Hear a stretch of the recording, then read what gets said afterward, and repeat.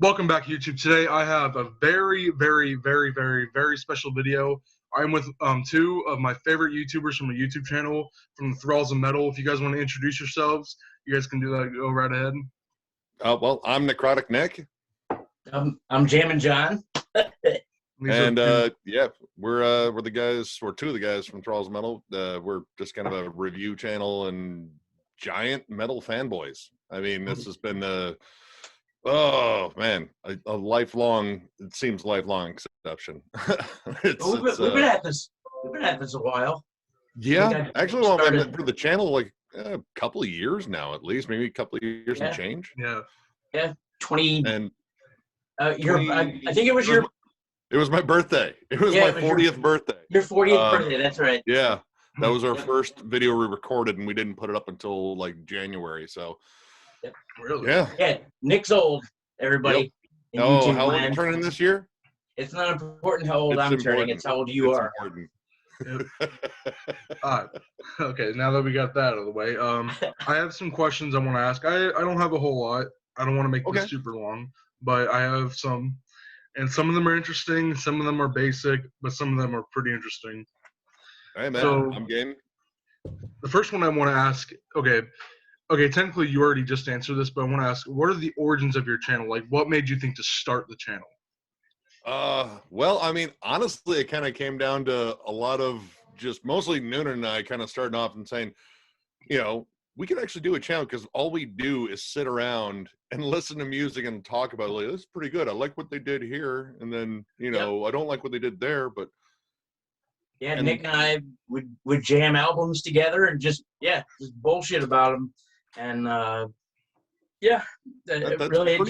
we reviewed albums between the two of us many times before we actually started the channel. So I mean, there was a long period of procrastination, but when it finally came down to it, it was like, you know what, I think we can do this. We just need to figure out a format, right? And that was pretty much it. Oh, that's really interesting. Okay. Next question I want to ask is something that's going to be really hard for you because this one is going to like make you kind of scratch your head. But would you rather listen to these two awful albums, In Torment and Hell by Deicide or Elude Divinium Insanus by Morbid Angel? I would take that Deicide album. Elude Divinium Insanus, or what was it that one guy called it?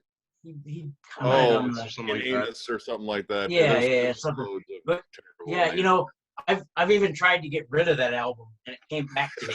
Oh gosh, I heard it. I threw it out when I bought it. Back when it first came out, I bought it and I put it in the CD player, and I said, "What is this?" And then I took it out and said, "Did I get the wrong album?" And nope, sure enough, it was Morbid Angel. So jammed it a couple times, threw it away. I'm surprised it didn't break the player. Many years later, I ended up with it in a grab bag from Season of Mist. Oh boy. They're still trying to get rid of that thing, man. It's terrible. I would gladly listen to In Torment and Hell. Me too. 1,000 times over than listen to that Morbid Angel. And we had to do a Morbid Angel ranking again. And I listened to it again because I was gonna do it. I had to feel the wrath of that turd. And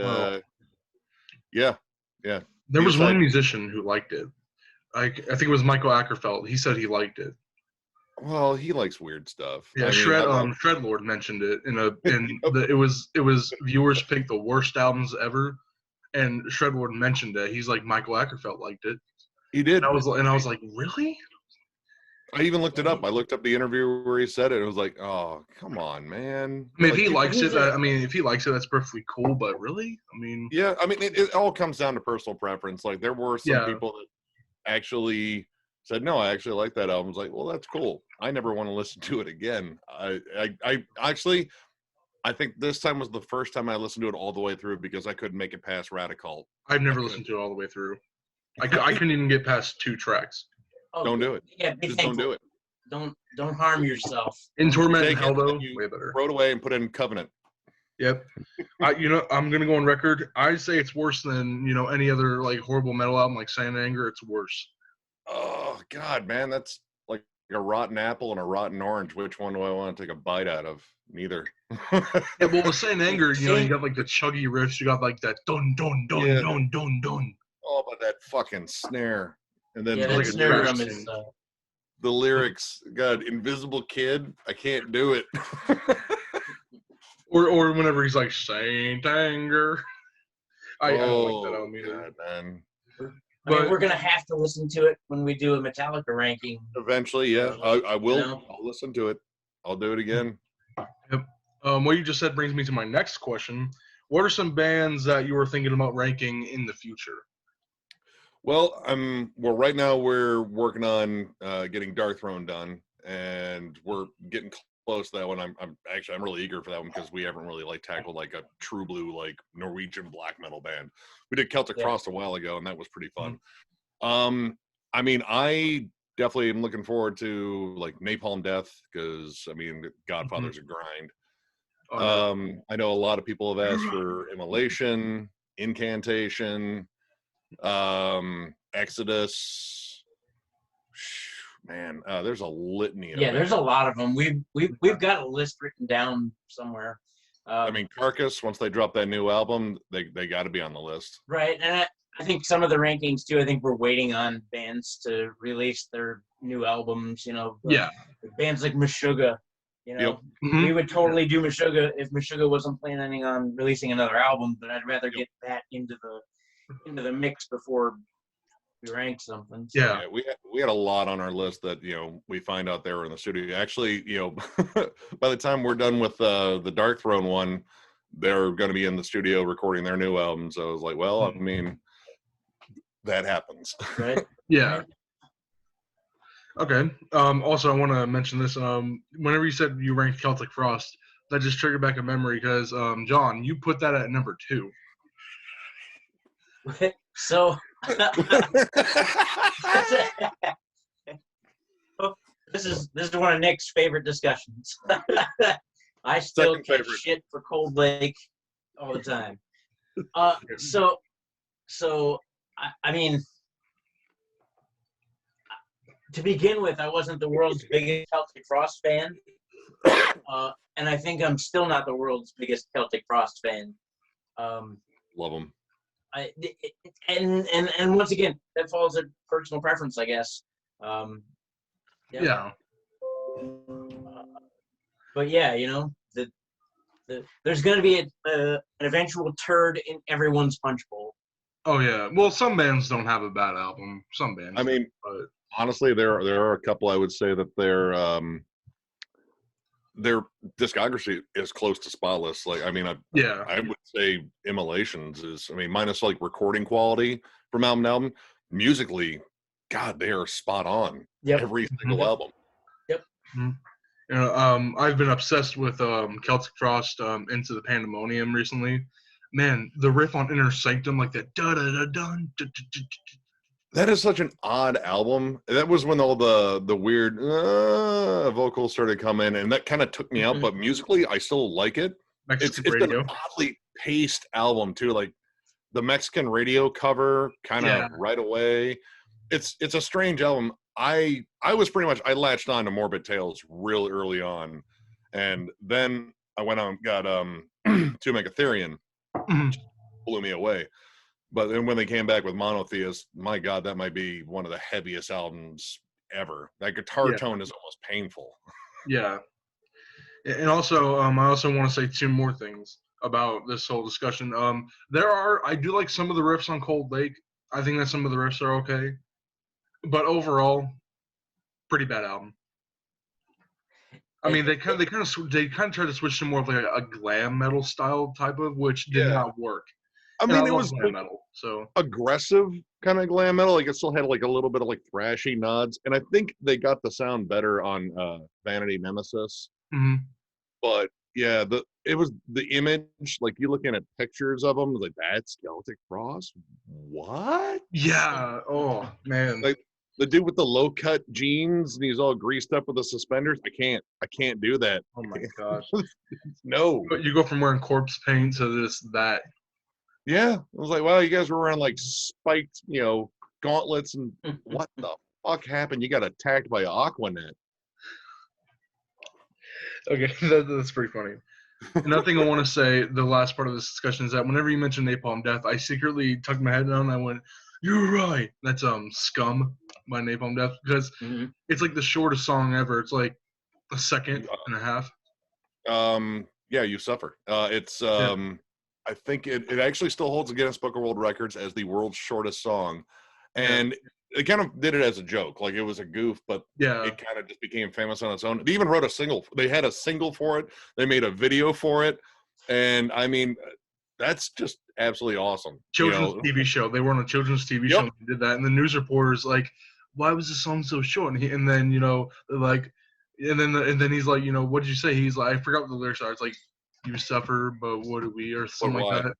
You suffer, but Yeah. why? 4 words. You're right. Yeah, I just want to say that because I just think that's really funny. An interesting thing about that children's show is the same host on that was actually friends with the band. Yeah. He was actually friends with the guys from Carcass, and he was in the show Red Dwarf in England for a while. And I used to be a big fan of that show. I totally forgot that both Jeff Walker and Bill Steer were actually in an episode. Yeah.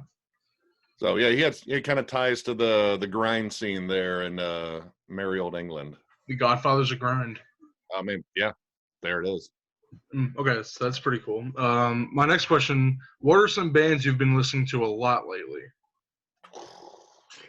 Like that you've listened to a lot. It could be bands that you never got into, or bands that you kind of loved, but then kind of drifted away, but then got back into them, or just bands that you just listen to a lot. I mean, man. The ones that I constantly cycle through. I mean, yeah, go for it, John. You go first. I was gonna.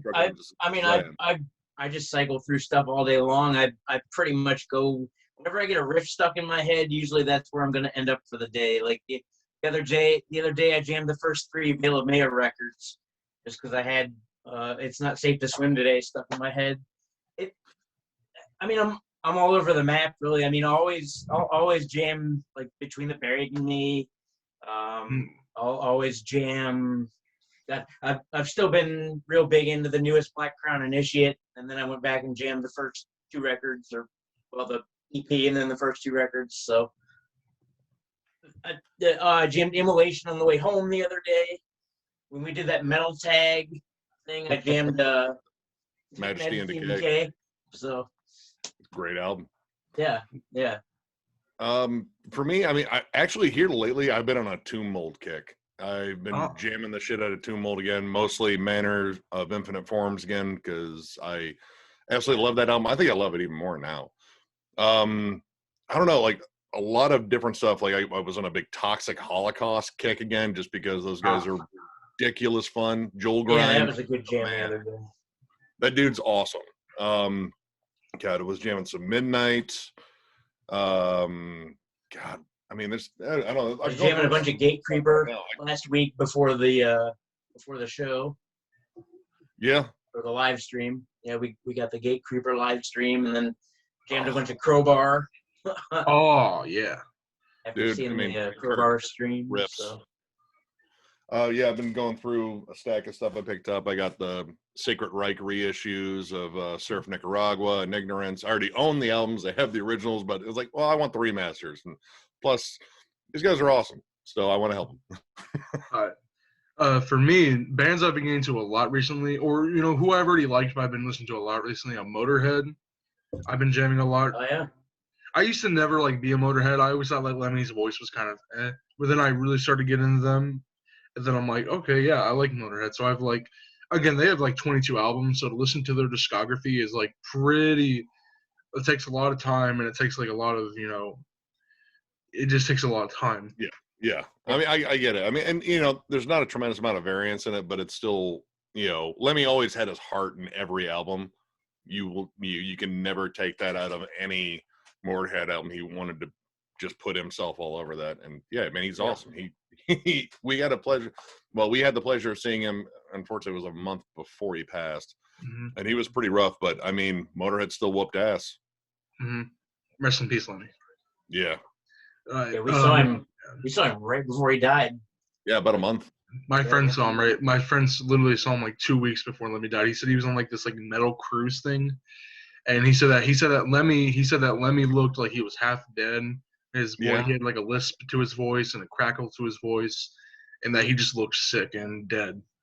Yeah, that was pretty much it. My friend was disappointed. Like he told me, I mean, I paid to see him, and yeah, I was sad that he died, but still, I mean, it's kind of bad to let your fans on that. Well, I mean, I think Lemmy was, he was gonna, there's Joe. He was gonna pretty much keep doing it until he croaked. Like that was his thing. And I mean, he was willing to get out there every day while he was like, sick and dying.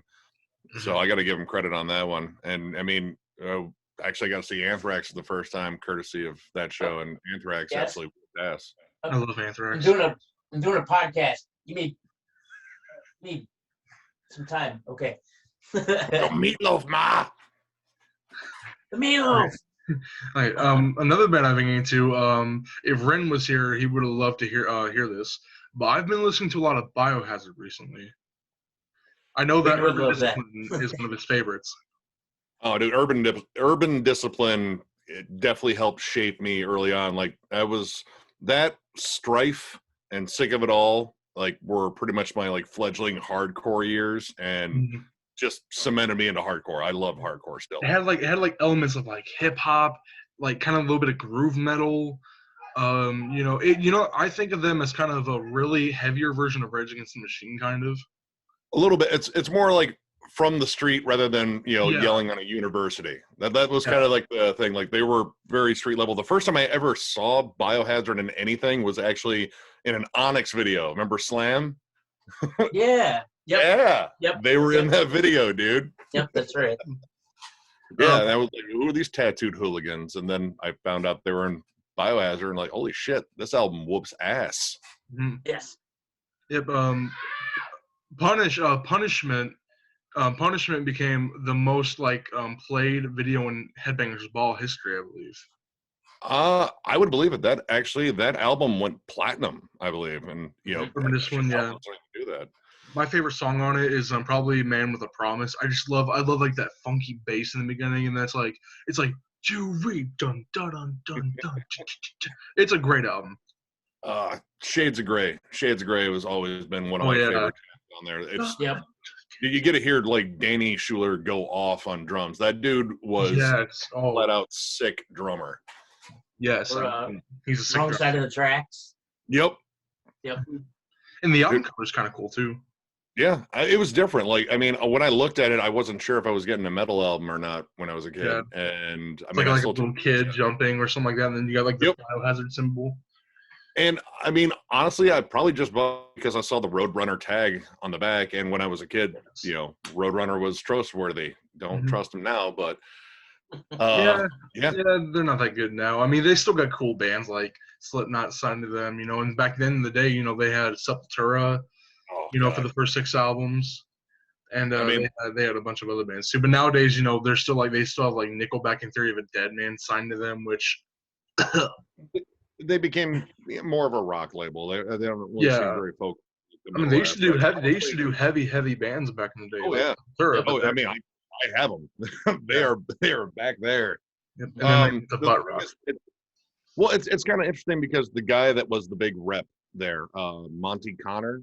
He was the guy that went out and found, he signed Sepultura, Deicide, Obituary, all those, big heavy bands that Roadrunner was really known for.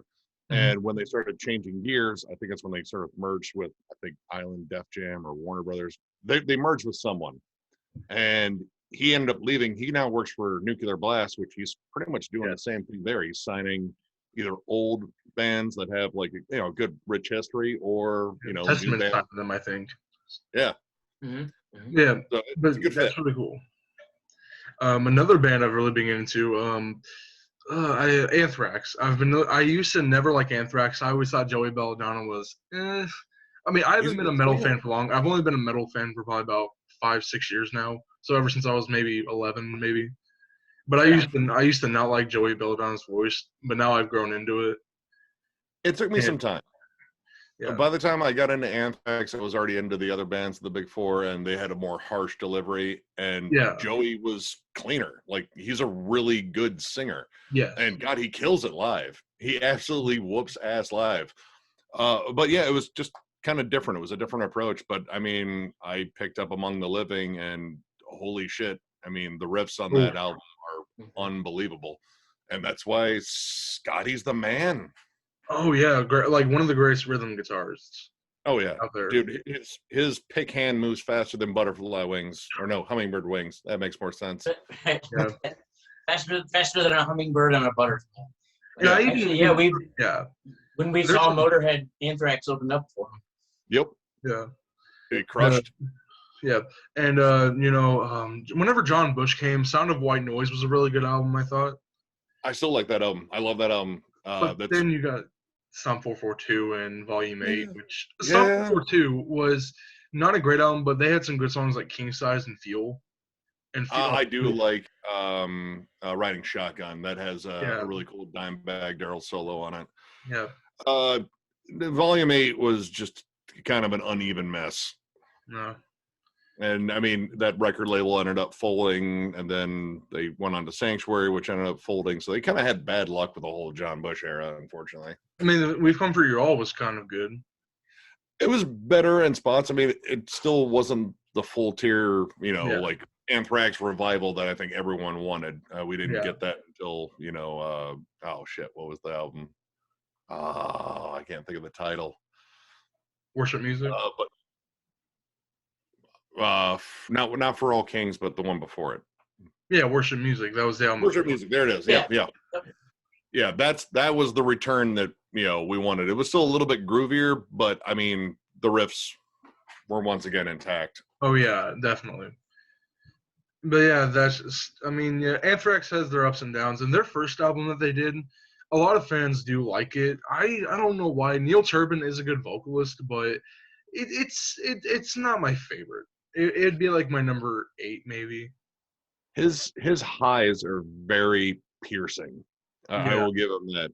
I liked a lot of those songs though. I mean, especially Death Rider. Death Rider. Yeah, Death Rider was good. And I mean, their cover of I'm 18, not bad. Mm-hmm. Okay, that's pretty good. Another band I've been getting to, I don't know, because these ones I didn't like put down on my phone, so I'm trying to like remember. But Motorhead, Biohazard, Havoc and Warbringer. I mean, especially, I love those two. Yes, dude, that is top tier new thrash right there. I mean, if you haven't heard Shrapnel or Power Trip yet, those are two. Yep, those definitely latch on to. I love those two as well. Actually, but yeah, Warbringer's just got an email from a band today called Crucifier. They actually got a hold of me too. Did you jam any of that? I haven't had a chance to. I've been good thrash. I've never heard of them. I'll check them out. Yeah. I mean, we get tossed bands left and right, but I mean, thrash was my first love. Yeah, that was pretty much the thing that really started getting the whole metal ball rolling. So I am always down for thrash. Thrash is just fun. It's fun and riffs and some violence. I love thrash and crossover thrash too. I'm a huge fan of like SOD and all that. Actually, fun fact: the freaking SOD Speak English or Die that was recorded in 3 days. Now you would expect they recorded in 3 days. It can't be that good, but no, it's really good. Oh, I love it. I've loved that album for years. Dude, that was on my metal tag list, but I think I swapped it out. I think you swapped it out for The Police. Yeah, you did. I saw that today, and I was like, The Police. I'm surprised you put The Police on there. I mean, The Police are great. I grew up. Definitely. I'm a sucker for 80s pop, but I mean, in terms of SOD ever reuniting, I don't think that's going to happen because I guess there's still some bad blood there between Scott and Billy, or mostly just Billy. Yeah, but I mean, I love some of the songs on there, like Fist Banging Mania, Freddy Krueger. My mom's in the other room, so I gotta say F the Middle East. I'll just say it right here, fuck the Middle East. There you go. And just a bunch of other stuff.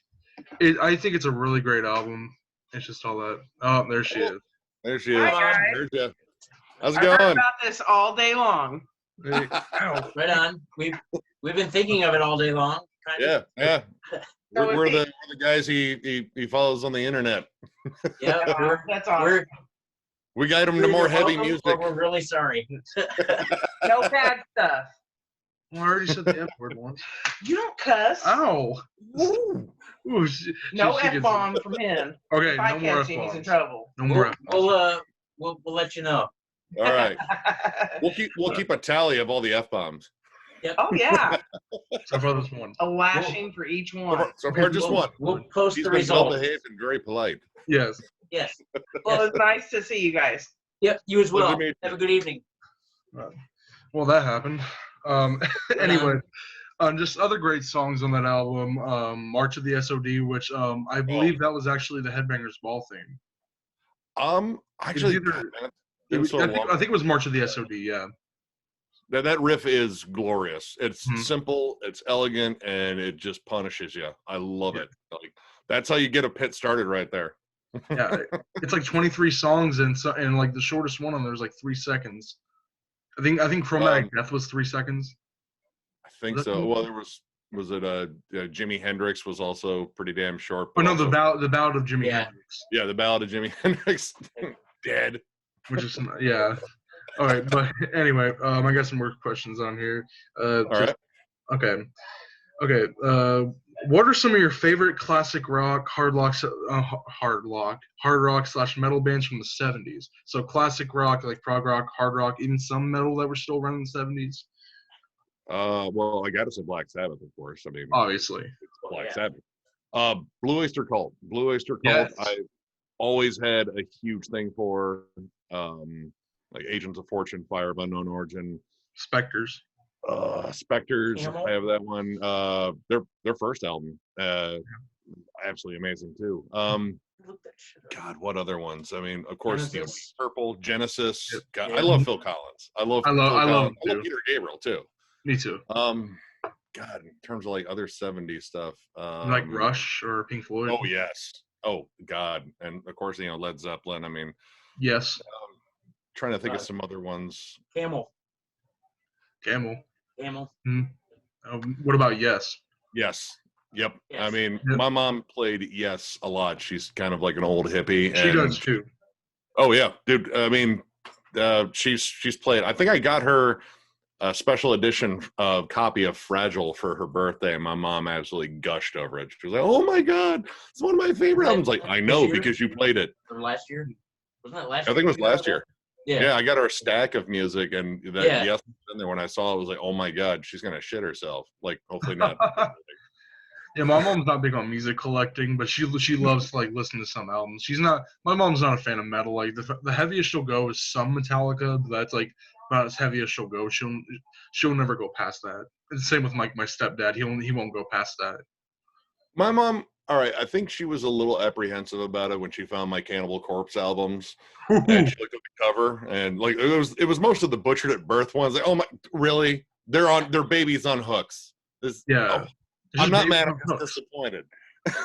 I got that speech, but years later, she sat down and watched the Cannibal Corpse documentary with me. And was like, you know what? These guys are actually pretty fascinating. They're really, educated, and this is really technical, interesting music. We're like, look at this. She was If like, my actually, mom ever caught me with Cannibal Corpse, it would be bad. Like if she ever saw I don't have any, but if she ever saw me with the album cover of like Tomb of the Mutilated or Butchered at Birth, she would be.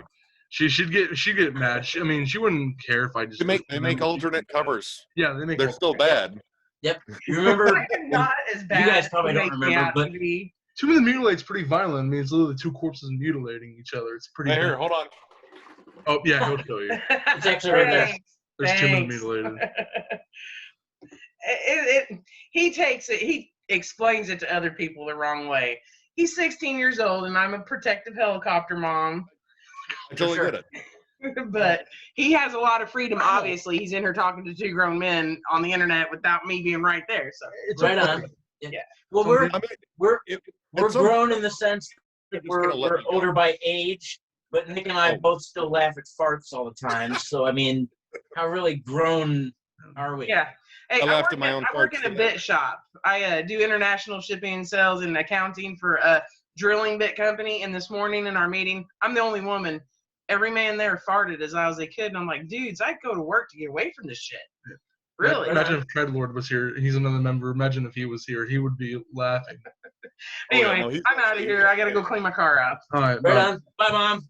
Bye. Well, there's a second introduction. Just okay. I just hope that by the time I get my stuff, she won't care if I get too many mutilated or So, butchered at birth. so I was raised. Art? It's called butcher. It's like babies on hooks on the album cover. Oh my Oh, yeah. god. Oh, it's I bad. was raised. See you again because I'll probably have a stroke or something. Okay, Yep. Very great. I was. My mom still doesn't like the fact that I listen to heavy metal, and I will be right back. You keep talking. I'm 40. My mom hates heavy metal. In fact, I don't hate it. I'm the only one in my family with tattoos and metal shirts. So I don't hate it, and I'm not a music snob. He's my baby, and I get to baby him, you know. But he takes it more serious than I actually mean it most of the time. I go to black and death metal sometimes. We're also Christians in our house, you know what I mean. So some of those. I was raised in a Christian home. Yeah, Yep. you know. I know. But I don't try to stay. He's his own boy, but I get to rule him. I say I own him until he's 18. Right. Okay, technically, Right, exactly.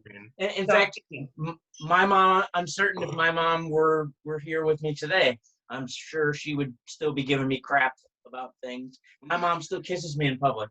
So Me too. I got pictures. His first day or his first week of school, I made him kiss me every day, and I took pictures. Go. Look me up on Facebook. You'll love it. okay. Okay. Now that she's gonna be on for a little while. All right, man. Yeah, she loves Butchered at Birth. She loves that album. She loves it. Great, man. Vomit the Soul. Absolute classic. Yeah. Yes. You got Glenn on there growling. Yes. Okay. After all that happened, okay, I got some other questions. Nick, you already answered like one a little bit ago, but what are some of your non-favorite metal or even hard rock acts? Non-metal. God, Depeche Mode. I love Depeche Mode. I like Depeche Mode. Violator, I think, is the best '80s album that came out in 1990. God, what other ones? Duran Duran, Prince.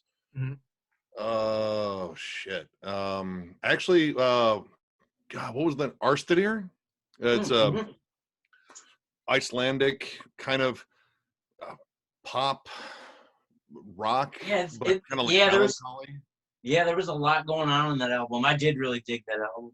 I love that album. I think it's great. Yep. I need to check out more of their stuff, but it's mostly in Icelandic, and that could be a very confusing language. Oh, you the Police. You said you like the Police. Oh, I love the Police. My mom used to play Synchronicity too. The Cars 1978 debut album is one of the best albums ever. That is glorious. I mean, it was pretty much the beginning of new wave. It was where classic rock and new wave met up, and Hooks. I was so bummed about Rick Ocasek. That sucked. But I mean, God, they had so many great songs. What about you, John? You got any non-favorite metal acts? I mean, I still listen to late '80s, early '90s hip hop. Yeah, I'll always be a Cypress Hill fan and a Dr. Dre fan and House of Pain and Funk Dubious. I was jamming a Tribe Called Quest at work today, so that was cool. Okay. I like '80s pop music too. Me too. I'm still a fan of Africa.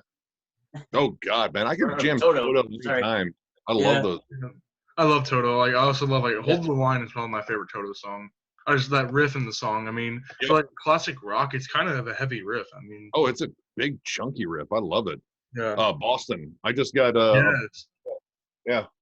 nice little Boston 2-disc set of the first 2 albums, dude. Yeah. So much good music. And was it John Schultz was actually from Toledo. He was born here in this town. Some of my favorites, pretty much everything that you guys have already mentioned, but also, okay, I know you guys have a strong dislike for this band, but I like Green Day. I'm gonna admit. I have Dookie. I still have it. I have Dookie as well. You know what? It's a fun album, and I mean, I don't have Kerplunk, but I've heard it, and I kind of like the more straightforward punk stuff. I like skate punk. Skate punk was fun. Yeah. Like NoFX, Pennywise, Lagwagon. Yep. But when Green Day turned into more of a pop band, I was like, no, I'm. Well, here's the thing: What's their that latest record album, after- sucks. What's the believe it. record after Dookie? Insomniac. I have that record too. Yeah, I have it too. I mean, I also like American Idiot. I love American Idiot. It was interesting. I mean, personally, that's when I started falling off. After Insomniac, I think I fell off the Green Day train. I think I fell off around Minority, or Yeah. whatever that album was that had Minority on it. I like some songs that came after the American Idiot. There was 21st Century Breakdown, which had some good songs. But then after that, they released the triple. They released the trilogy, Uno, Dos, and Tres, which those were kind of And then you also got Revolution Radio was okay, but then their latest album from 2020, one of the biggest disappointments in music, because it's not even rock. I mean, they had like that single like, "Oh yeah" or something like that, and that was I just didn't even hear it. just don't listen to it. You don't even need to listen to it. Yeah, I'm good. I don't think I missed out on much. It's like boring. It's like boring, bland pop music with some auto tune. I'm like, See, I mean, if I want to listen to glam, I will go back and listen to like old David Bowie or Sweet. Sweet Mhm. was awesome. Dude, Fox on the Run. Yeah, that's a great fucking song. But yeah, Language, Nick. Jesus Christ. we're allowed to swear. We're old. Oh, that's right. yeah, that's true. Okay, but yeah, and some others. I also like Weezer. I like Weezer. Actually, dude, the Blue album is absolutely amazing. I still love that album. And the one after that too, Pinkerton. Pinkerton's weird, but Yeah, I weird. got into it more as I kind of grew into it. Yeah, I also like honestly, Rick Maladroit. Yeah, Maladroit is one of their best because it's like an upbeat pop, but it's also like a darker rock tone to it. Dude, there's some really, really solid songs. Take Control. Take Control is a banger of a song. Yeah. I also like the Green Album because the Green Album has Hash Pipe on it, and Hash Pipe is a good riff. It's a fun riff. I think some of the songwriting got maybe a little lazy, but it was still good. Yeah. I mean, if you hit a hatch pipe, I mean, you're going to be a little lazy. Let's be honest. Yeah, I get it. In recent years, an island in the sun. Yeah. Some of their most recent albums haven't been great. Like they released Pacific Daydream, which was kind of like a Beach Boys album, which was kind of weird. But before that, they released Everything Will Be All Right in the End in 2014, which I actually liked that. But then you got like Van Weezer last year, and then they released a new album just like a month ago. I haven't really kept because I know they've been releasing albums very quickly. I picked up like 14 albums. Yeah, Hurley and Death to False Metal, which was like, well, I don't know, they're gonna write some rock songs, and it was pretty much both of them were kind of the same thing. They were just kind of like watered down versions of themselves. Mm-hmm. It sounds like they were trying to score like an American Pie movie or something like that. Oh, I mean, I love American Pie movies, but usually the soundtracks. I mean, I have the first two movie soundtracks. Man, most of the song on there is just like whiny pop punk. That was the thing back then. I mean, people if you're gonna stick your ding dong in a pastry. Yeah. People might as well be have whiny pop punk Plan music. Like 182 while you do it, or Simple Plan, or something. Oh, I can't stand Simple Plan. My gosh, I cannot stand that. I'm just a kid, and life is a nightmare. It's like grow up. I mean, you weren't kids at the time. These guys were like 20 at the time. Like, you're almost 30, dude. You're not a kid. Right. That dream is dead. Yeah. Okay. Anyway, another one I have is what are some bands you used to like but now don't like, or you just kind of fell off the train? Well, I mean, all right. As you grow up, you get into things, and then you kind of get out of things, and like it's interesting how it's kind of come full circle. Like the stuff that I initially got into is more or less the stuff that I latch onto now in terms of stuff like I got into thrash and death metal, and that was the thing that kind of held on to me. But there was a period where I was big into like nu metal, which me too. There's only like a handful of bands that I still will follow out of that era, but not many. I like some Korn. I love their first two albums. Their first two albums are great. Yes. Probably the first four albums are solid. Everything after Issues is where it started. I started to have an issue. Yeah. They became untouchable. I still have the first Korn record on my phone to this day. I have it on CD. It's my favorite Korn records the first time. My favorite Korn song is probably Ball Tongue. I just love like that heavy riff in the beginning that goes into like that bass and it goes in like that dun dun dun dun dun dun dun. And I just love that. And where I kind of fell off whenever I started listening to Korn was after Untouchables. But See, because it was Untouchable. they did like that awful Untitled album. Yeah. And, Well, I but mean, then but then there was the Path of Totality, which had some good songs on it, but it was trying to be more of like dubstep. I mean, oh, there's like one or two songs that are like at least listenable in the album. But other than that, the album's like, I bought it. but I yeah, have it. yeah, It's their I can't go back to it. yeah, their I mean, recent one though is good. There were some moments in that I liked, and I honestly, the one thing, I mean, kind of being removed from Korn for a number of years, is Jonathan Davis has really become a much better vocalist. Like, I think he's Yeah, really good now. my stepdad hates Musically, it's still kind of the same, except it's like still kind of it's like dark radio metal. it. Like, Yeah, yeah, it's very moody, and it does feel honest. Like, it does feel like he's still, going through all that stuff, and the personal demons and stuff, but it still feels like it's tamed down for radio play. mhm. And that's, I I don't know, mean, man. Freak on a Leash is an okay song, but I get sick and tired of hearing it. Yeah. You know that And I mean, takes a pot of me. what was the remember where you come from, like where they tried to go back to that earlier sound. And I mean, honestly, I just don't think that sounds with them anymore. No. They're not passionate about it. I mean, they haven't been since they lost David Silvera. Yeah. When they lost their one of their prime members, because he brought all sorts of flavor, Korn. That even Ray Loser, how do you pronounce his name? Luzier? I don't know how to pronounce his name. Luzier? I don't want to. Yeah, there's stuff that David did that Ray doesn't do, and Ray's a hell of a drummer. So Yeah, no, he is. He's a really good drummer. yeah. But Yeah. I don't know. I mean, I think they kind of just they had to adapt to the fact that it changed. Like around Untouchables coming out was when you started hearing like the next thing that I kind of got out of, which was the metalcore thing. Mm-hmm. When that took a big rise, it was kind of like a reawakening for all the older stuff I used to listen to. It was like, this is kind of back to, a little bit more like those early Roadrunner stuff, that I got into. And I really latched on that too, like fucking hard on Kill Switch Engage. I love Kill Switch Engage. Himza, Shadows Fall, As I Lay Dying. Yep. All those bands really got into, like, they were just, like, I felt re-energized. But eventually, and it's kind of the same thing with a lot of bands, is you hear one sound, and then everyone's searching for that sound, and they sign just a litany of bands, and they kind of flood the market with them. So it becomes kind of stale because you can't escape it. Like, it's on every festival, like we have our token metalcore bands and such, and we'll overload them, and they'll keep putting out too many releases. It's just oversaturated. Mhm. And I kind of got tired of metalcore, but through metalcore, I kind of got into melodic death metal, and that kind of got me back into metal, like, death metal again. And it kind of, it goes in cycles. I mean, like, throughout your life, like, you're 16 right now, you are going to go through so many phases.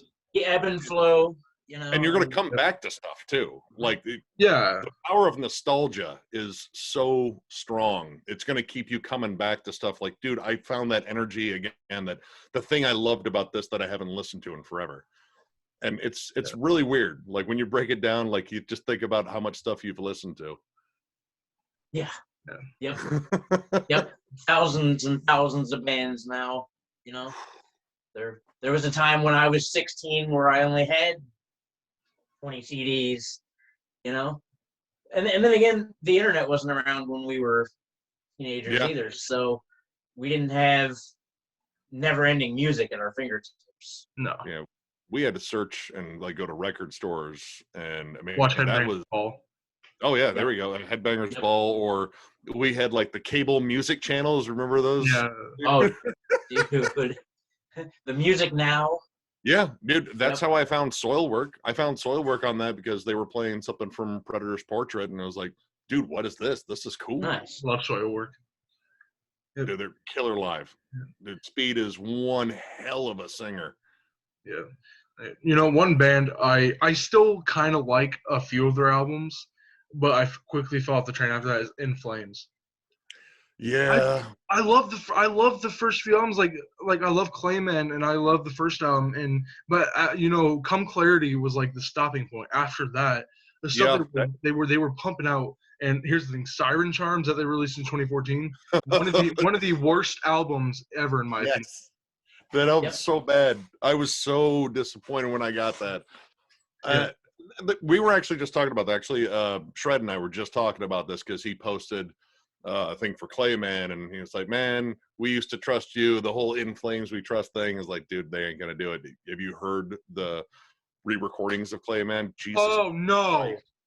Oh no! Those are terrible. They took like all the bite off the guitars and just made this kind of muddy, flimsy thing, and Anders changed around his vocal approach, and it's just like diet Clayman. I don't want it. Clayman's an awesome album. Yeah, I remember once you guys were doing the part 1 of the viewer response, band versus band. Whenever it was In Flames versus At the Gates, you all immediately said At the Gates, and then Ren was like, the re-recorded Clayman's better, and then you were like, no, God, the re-recorded Claymans are terrible. It's awful. And I was like, thank you, my man, because I listened to them, and I was like, well, I mean, I still like Clayman, but that kind of ruined it for me. It's still a great album. I mean, go back and enjoy the original version of that album because it's still absolutely awesome. I know some people who prefer the re-recorded over the original, and I'm like, they're wrong. They're wrong. Yeah, and I know that Ren was just making a joke whenever he said. Maybe it's more accessible. I don't know, but I mean, they just kind of took everything that was great about that album and just removed it. Yeah, and don't do that. Like if they ever say, "Oh, we're going to re-record," Jester Race, I will fly to Sweden and try my best to talk them out of it. Yeah. Listen, don't shit on your legacy. That is a legacy album. Yep. There was one good thing that came out of them making terrible music, is that whenever they got more popular, people started going back to the old albums who were fans. And those albums are great, dude. Lunar Strain and Subterranean are both awesome too. Mm-hmm. There was a reason why they were so trusted. Actually, it was a weird promo they did for the re-recordings of Clayman, but I kind of liked it in a way because they actually talked about how their first tour here in the States was with Earth Crisis. Mm-hmm. And Earth Crisis was really big and In Flames. Like, it was like, dude, these guys are really awesome. They're onto something very different. And they kind of brought them into the whole metalcore scene, and they were welcomed. In fact, they were welcomed so much, you started hearing bands start play In Flames riffs in this metalcore, hardcore sound. And lo and behold, you get bands like Killswitch Engage, As I Lay Dying. Yeah, that's that whole scene kind of just like melded right there. I mean, I love Killswitch Engage. I'm just gonna get that right out of the way. Oh yeah, I love them too. But I mean, here lately, I think, I don't know, the overwhelming positivity drives me nuts. In Flames are never gonna get back to their original roots. Oh, dude, Alive or Just Breathing is a magnificent album. Yeah. I have no. So is the End of Heartache. End of Heartache's amazing. Really solid too. I mean, Alive or Just Breathing is something else. But I love like Disarm the Descent too. I like that album. I think In Due Time was great. Jesse's vocals are too processed, and he doesn't need them because he's a really good singer. Oh yeah, and you hear that like on Due Time, like whenever he goes like into like the regular singing. Yeah, that's where like it really sticks out. I mean, yeah, he's an awesome singer. Actually, I really liked his work in his like sludge doom band Seamless. Mm-hmm. Like he crooned, and it was just like, wow, dude, that's really soulful. Okay, I got one question I didn't write down, but I just now thought of. Which would you rather listen to? Okay, the two albums I mentioned earlier, the one by Morbid Angel and the one by Deicide, or would you rather listen to the 1 hour long song Dope Smoker by Sleep? One riff equals 1 hour. Do I have to stay awake during the entire song? Dun, dun, dun. Just that. I mean, I don't know. You know what? My fanboy ism of Matt Pike might actually keep me there. Matt Pike's awesome. He's literally your generation's Lemmy. he is your generation's Lemmy, and you guys have to take care of him. That's fair. Yes, I love him. I love his voice too. He's like, "Hey guys, my name's Matt Pike." I love him. He's a good guy. Oh, dude, he's solid, dude. I've seen High on Fire twice, and actually one time he was actually wearing a shirt. It was pretty remarkable. Yeah, they won a Grammy actually in 2019. Yeah, I was. Yep. Honestly, that was the first time I actually gave a shit about a Grammy because, like, you know what? They actually acknowledged an underground band, and holy shit, Matt Pike is there to fucking get the award. Yes. Bravo, sir. I think it was for like Electric Messiah, the song. Yeah, Electric Messiah. I mean, he was probably higher in hell, but whatever. Yeah, of course. It's not Pike. I mean, how else are you going to show up to the Grammys, right? Yep. Trey Parker and Matt Stone did it on acid, right? So. Oh boy. Oh boy, those two are a mess. Even more of a mess. I mean, I love Trey Parker and Matt Stone. I love South Park, so they're brilliant. They're both my heroes. Yeah.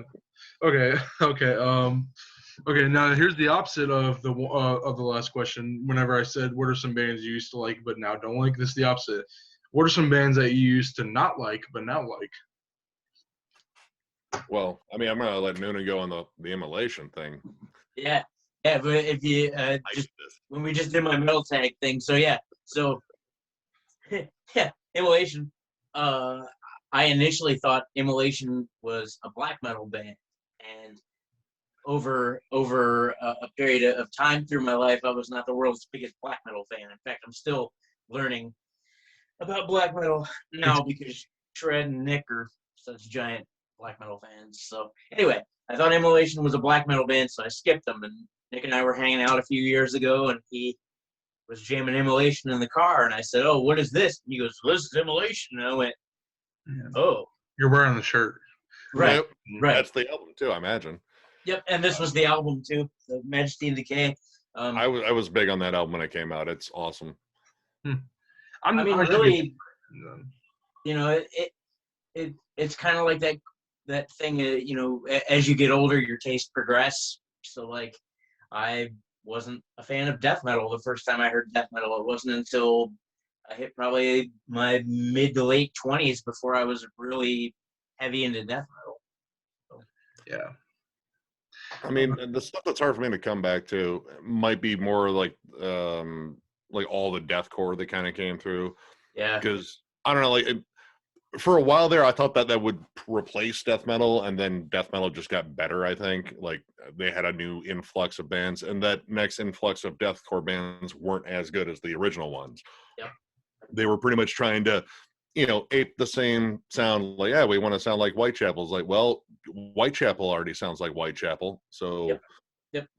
And meanwhile, this whole next tier of death metal bands that have come in, especially like bands like Tomb Mold and Witch Vomit, these guys went further back. I was like, you know what? We're going to take that kind of modern production, but we want to dirty it up to kind of sound like those older bands. Pretty much just taking that. I was like, yeah, I want to get that old natural sound, like give them exactly what you're going to get live. And that became something I was like, dude, yes, this is brilliant because it doesn't come off as overproduced or anything like that. It actually sounds more raw. It's like someone giving you a really polished demo. Mm-hmm. I love that because that is exactly what you're going to get live. And the live show, granted, we haven't been to one in fucking forever, is where you really sell someone on a band. Like that is, if you grade me a live performance that is absolutely amazing, there's a damn good stuff. I'll probably get a shirt. I might get a CD if I already don't have it. That's it. That's the proving grounds right there. For me, I used to not like glam metal. Actually, glam metal was real early on, but I think it was the whole thrash poser thing. I was like, maybe less glam metal. But I'll still defend like Twisted Sister. Twisted Sister fucking. But here's the thing, I love glam metal. I am a glam metal freak. I love Rat. People like say Dokken is people like say Dokken is glam metal. I don't really consider them glam that much. That one's on the cusp. It really is. Oh yeah, the outfits are definitely glam, but their overall sound not that much. But Winger, everyone likes to take a dump on Winger. But I like the first two albums. I like the self-titled and the one that came after it.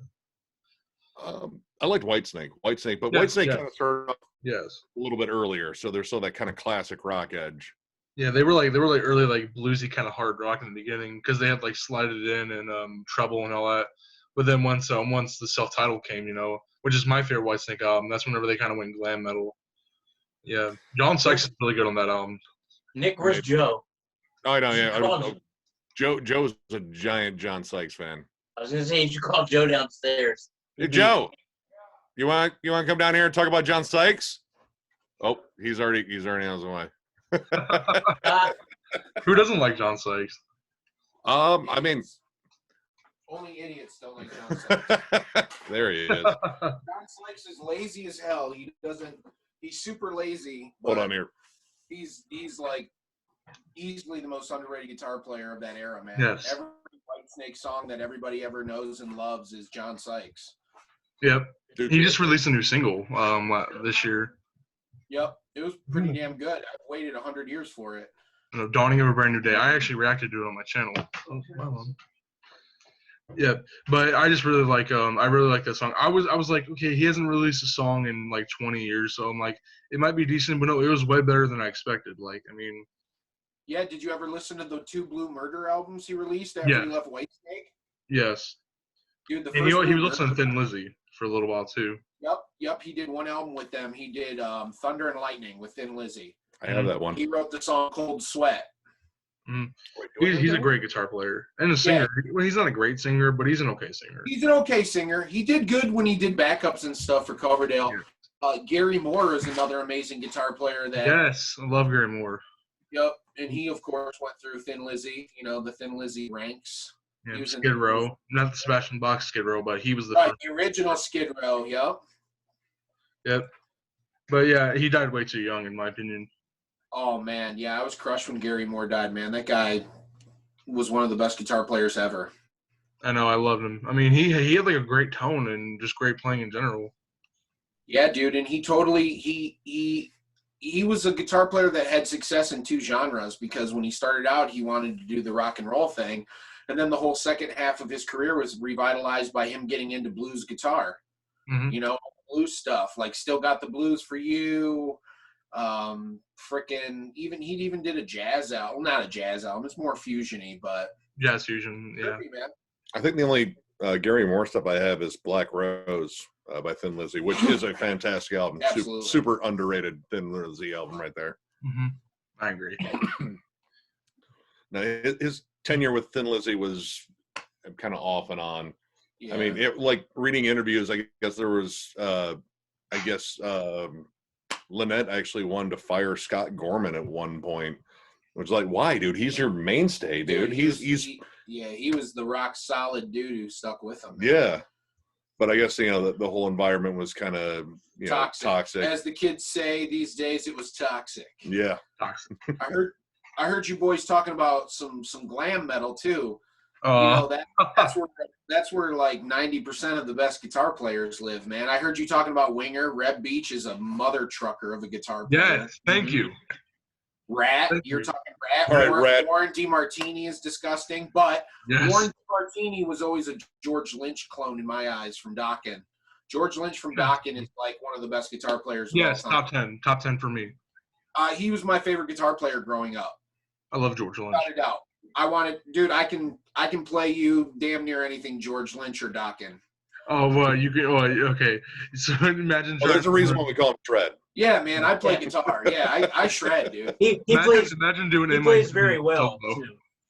The solo for In My Dreams is tough because like you gotta stretch your fingers like really far. It's like that last stretch is like on the high E. It's from like the 12, the 15 to the 19, and he's basically just freaking doing pull off triplets. Just really quick. I'm not a guitar player, but I know enough. Yeah. It's definitely not easy. How about that? But the thing about George Lynch is he had all the technique and flash of all the other guys of the 80s, but he had some of the best feel you're ever going to hear. When he digs into a note, man, it just pierces you. Yep, I 100% agree.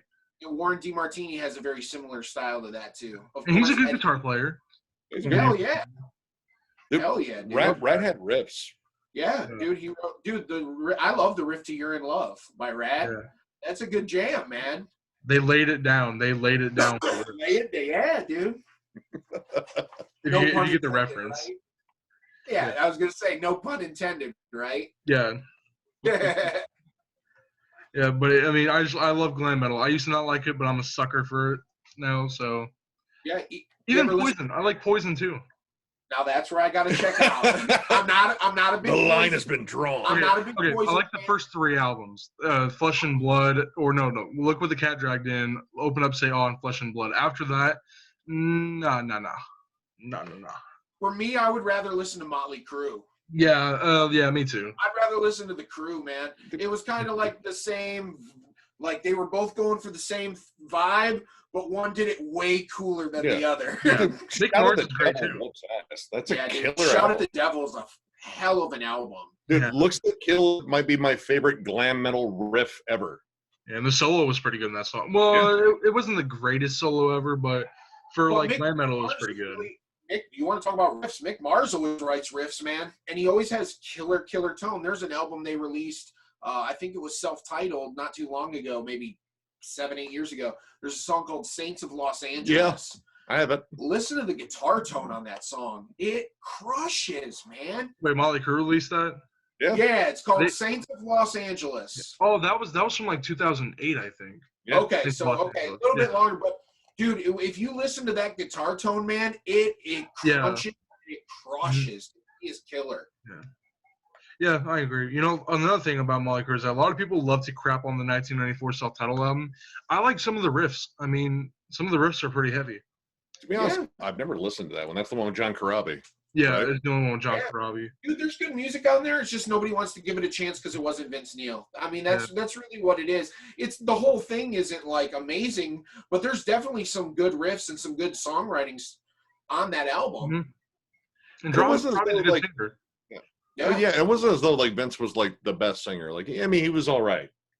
I'll give him that. Yeah. But then Wasp. Generation Swine. Oh my gosh. You ever listen to Wasp?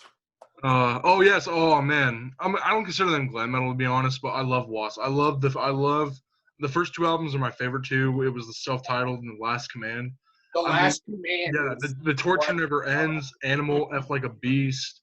Yeah. Wild Child, just all that stuff. I want to be somebody.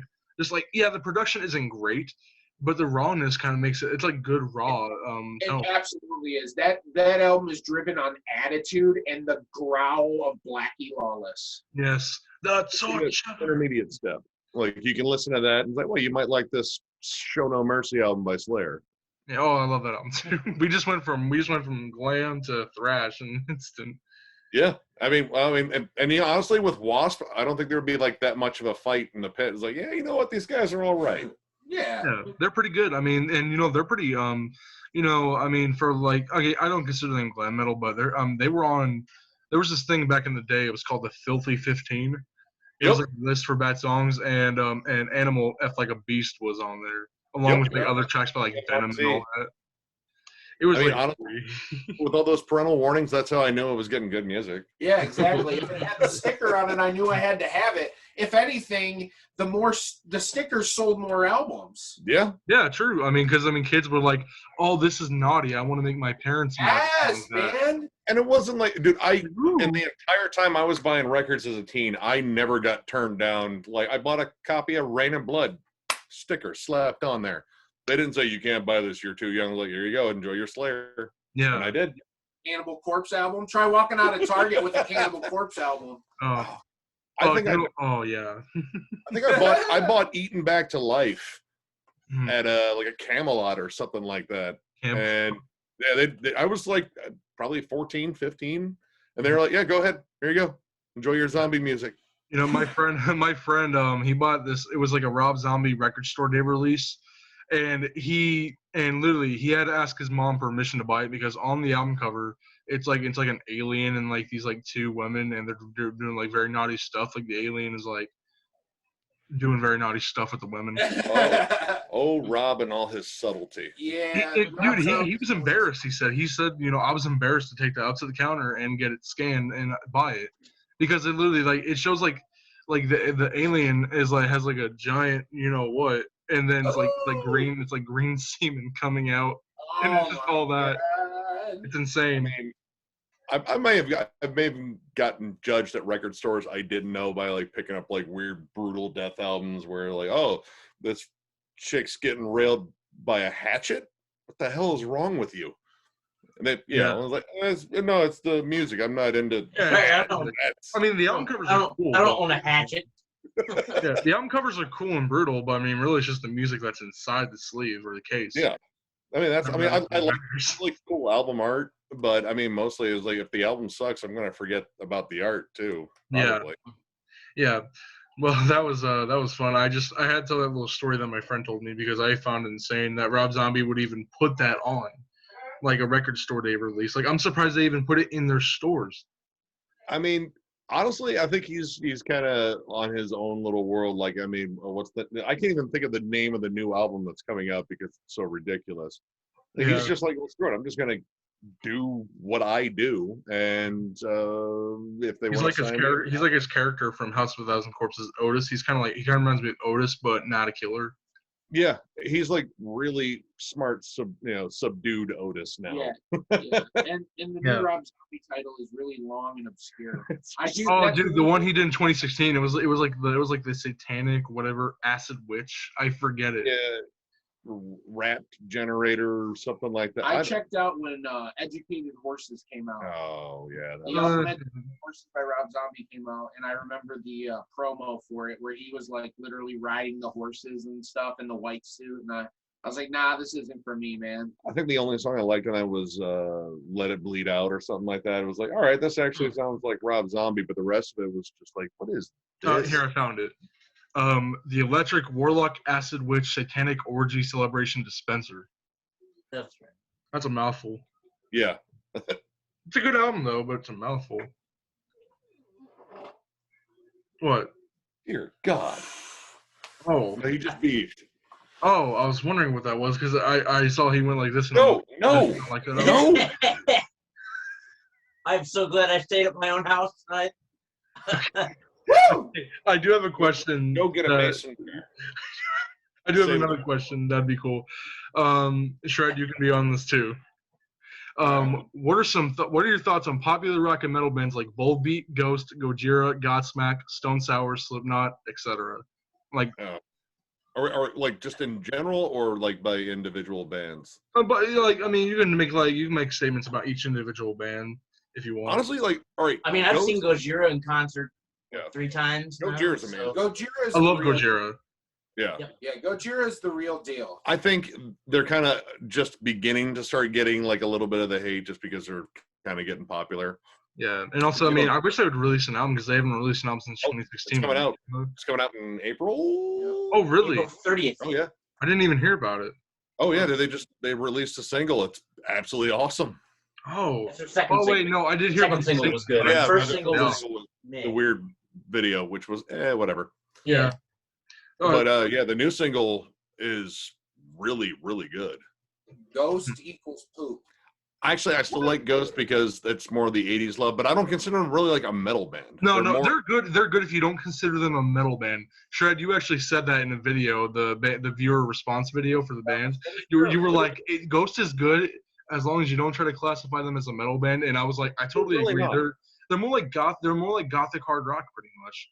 Like, I mean, honestly, like that first album, it's a lot of like, Deep Purple, Blue Oyster Cult worship, Black Sabbath kind of.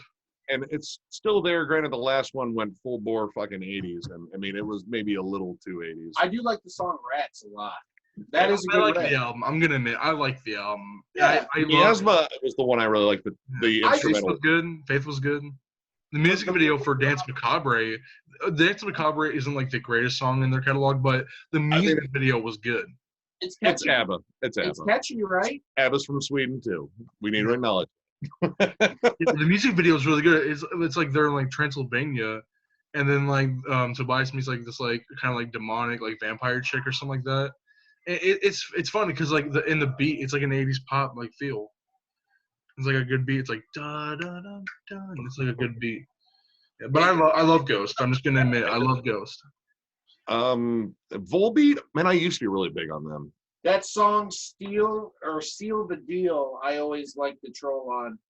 I think they're a good they're good musically, like they're talented Yeah. musicians. And Vocals are they know how to write a good hook, man, but it's just It's become watered down. yeah, it's just Yeah. not my cup of tea, I guess. It's like those Right, early yeah. albums. I like the mix of thrash metal, rockabilly. Like, you know, I want to say the frontman, like one of his go-to guys, was always Mike Ness from Social Yeah. Distortion, and you know, it was cool. It was a really cool mix of things, but it kind of started to wear down a little bit, you know, and they really haven't written anything that I would say is like memorable since their major label debut. Mhm. Yeah. Well, here's the thing. This is just my opinion. Whenever they bought Rob Caggiano in from Anthrax, he was in Anthrax at the time. Whenever they did Outlaw Gentlemen and Shady Ladies, that Black Rose and even like Room 24, I liked the one they did with King Diamond. It was decent. It wasn't great, but only King Diamond. because I love King Diamond. I love King Diamond too. Hell yeah! I know that Nick and John and Ren aren't in them, but I love King Diamond. You're right, buddy. They're wrong. I love King Diamond. I love Fatal Portrait, Abigail, The Eye, all that stuff. Puppet Master, whatever. Hail to the king! But I wish he would release an album. It's been like 13, 14 years since he's released an He's album. working on one now. Yeah, but he said he was working on it last year and the year Yeah, before. but I really believe him now. Because Andy LaRock said he's working on it, so Yeah. it's going to happen. Grandma, what was it Halloween. I know, I love it. I always do that too. I always just sing. I'm like, Halloween. like? I love that. But yeah, I knew you'd be surprised. You were like, yes, and I was like, I knew he was gonna do that because I'm a huge King Diamond fan, and I know that some of you don't like King Diamond, and that's okay. It's not everyone's cup of tea. Like the music is generally really good. Yeah, like The music is great, but I can't. Yeah, dude, I Merciful can't- Fate's music I alone. love his vocals. I'm just gonna admit. On their own, yeah, but his vocals are hard to get into. It took me a while. It took me a while. I'm gonna admit, but I eventually got used to them. It's still Once you're there, it's epic, man. Yeah. Once you're there, it's epic. But like Slipknot, I mean, love Slipknot. I will always love those first couple of albums. I mean, I have a Slipknot tattoo. yeah. That I got when I was 18. I love the first album and the first three albums in my opinion are probably their best three. The See, first I don't two. know. Iowa in my opinion is their best. Ooh, I love Iowa. I love the Heretic Anthem. I love Left Behind, Disaster Piece. I still adore Wait and Bleed. Dude, my not mom heard the lyrics to Heretic Anthem, and she was like, "What did he say?" And I'm like, he said 555. I'm your 666. That's it. He just says that repeatedly. Sounds like he's saying other stuff, you know. But his scream though, it's like 886677666, and it's like, and he's like, I mean, honestly, it was almost more death metal than it was nu metal. yeah, Like, it was very heavy. It's probably their heaviest album to date. I mean, probably. I would say so. I mean, I like the Great Chapter too. I thought that one was good. I did not care for the last one. Okay, Unsainted I thought was okay in Nero Forte, but dude, the new member, I call him everyone calls him Tortilla Man, and they're not wrong. He looks like a tortilla. He looks like a flaming hot tortilla. Actually, man, if you've ever seen the movie Nightbreed, you know the doctor's mask with the zipper. Oh, I've seen it. My friend is like a big horror guy, so he introduced me to a lot, and that's how I found out about that. That movie is awesome. I mean, Clive Barker was pretty damn awesome there for a while. Yeah.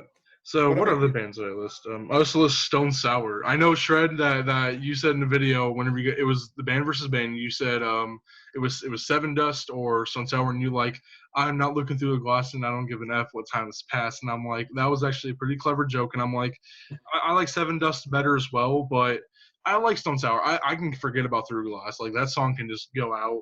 But I love like Absolute Zero and some other songs too. Like I'm a sucker for Stone Sour a little bit. I tell you what, I tease and stuff, but I remember the first time I heard the song "Bother," and I think that's an incredibly beautiful song. Yep. I love the first Stone Sour album. Yeah, it is. It's good. I mean, I don't mind a lot of the stuff they put out. It just does kind of feel like more watered down Slipknot just because Corey started singing more in Slipknot. Well, yeah, that's what he said. Like in an interview with Larry King, he says, I get to do a lot of the, heavier, crazy stuff with Slipknot, and rest in peace to Larry King, by the way. And then he said with Stone Sour, he's like, I get to do the more rock and roll, softer stuff with Stone Sour. Like Stone Sour still does get heavy sometimes, but they're mainly just like a rock band. I mean, when they do get heavy, it's like kind of like classic heavy. Like you hear like notes like like Motorhead and stuff like that. It's like you're kind of going back another generation of heavy. Yep. But I'm wearing a Motorhead T-shirt. Yeah. Yes, I am. I don't mind Stone Sour. I would take Seven Dust over them. I would too. I would too. I love Seven Dust. I mean, LeJean can fucking sing. Yes, I mean he can. Guys can write songs, man. They know, dude. Seriously, every big chorus like throughout the whole new metal age was written by Seven Dust, but they never got the credit for it. It was always Yep. Like whatever band opened for them became the famous ones. Like, oh, we're gonna let this band Limp Bizkit open up for us. Oh, now they're Limp Bizkit. I used to like Limp Bizkit, but man, I still like $3 Bill, y'all. I still like that album. The Faith cover they did on that album was garbage, though. It is. Korn. I'll take Korn over that. I saw it live. I like Korn. We mentioned this earlier, Shred. We like Korn, the first few albums at least. Make Me Bad, Alone I Break. Those are great songs. Yeah. Dude, Somebody, someone. Yeah. The Behind Blue Eyes cover that Limp Bizkit did. Oh, God. No, awful. Halle Berry. Oh yeah, Halle. I'm going to direct this. This is how it's going to go. I want you to lay a smooch on me. Here you go, Halle. I'm going to introduce you to the newest low point in your career. Dude, freaking, what's his name? Fred Durst. He tries so hard to be, who's the lead singer from The Who? I forgot. Roger Daltrey? There we go. Yeah, Roger Daltrey. I was going to say Pete Townshend, but I'm like, no, he's the guitarist. But, he's not as cool as Roger Daltrey. Yeah, no. But he's trying so hard to sound like Roger, and he just does so garbage at it. And plus, Wes Borland wasn't even at the band. It was on The Results May Vary, which I unfortunately own as well. Oh, I own it.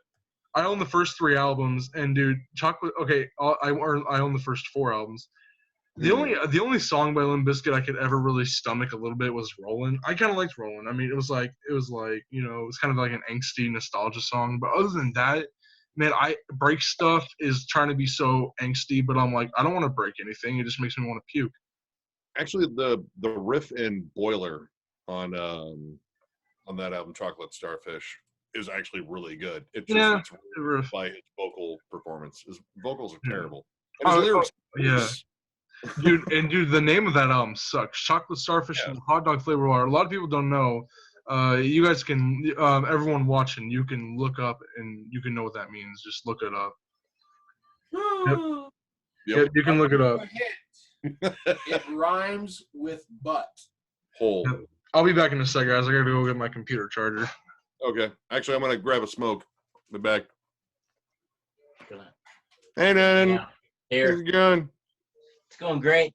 Actually, a lot of fun. Yeah? Yeah. Yeah. What else were we going to do on a Friday? Besides other Friday things. I don't know. Well, I got invited to the same place I heard you're going after this. I may. Who knows? It's 10:30. Did I miss something? No. Okay. Let's plug this in. Living on the edge. I might go over there. I don't know. Oh, Aerosmith. Oh, boy. I love it. Hold on, I'll be right back. I'm going to go grab a smoke. Just let them know, unless you can hear me. Okay, I'll be back in a moment. Actually, I'm going to use the restroom real quick. All right. So, yep. Hang tight. All right. Well, guys, while they're doing that, I'm going to tell you all a little story. It all started while I was born. I was born to my mom, Shannon Galloway Carr, originally Shannon Galloway Sloan. Whenever I was born, I was pretty small, but I was chunky whenever I was little. Just a bunch of all that stuff. I was chunky, but I was a cute baby. I mean, yeah. And then I grew up.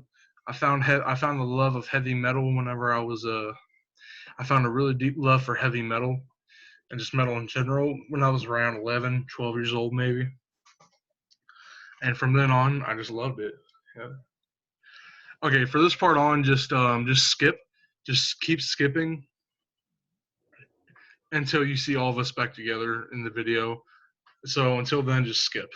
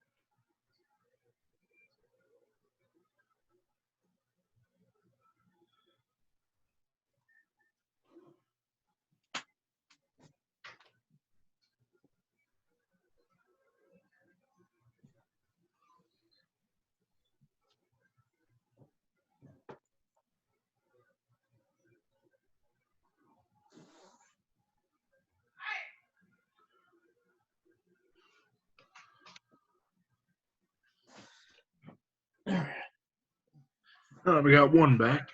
Yep.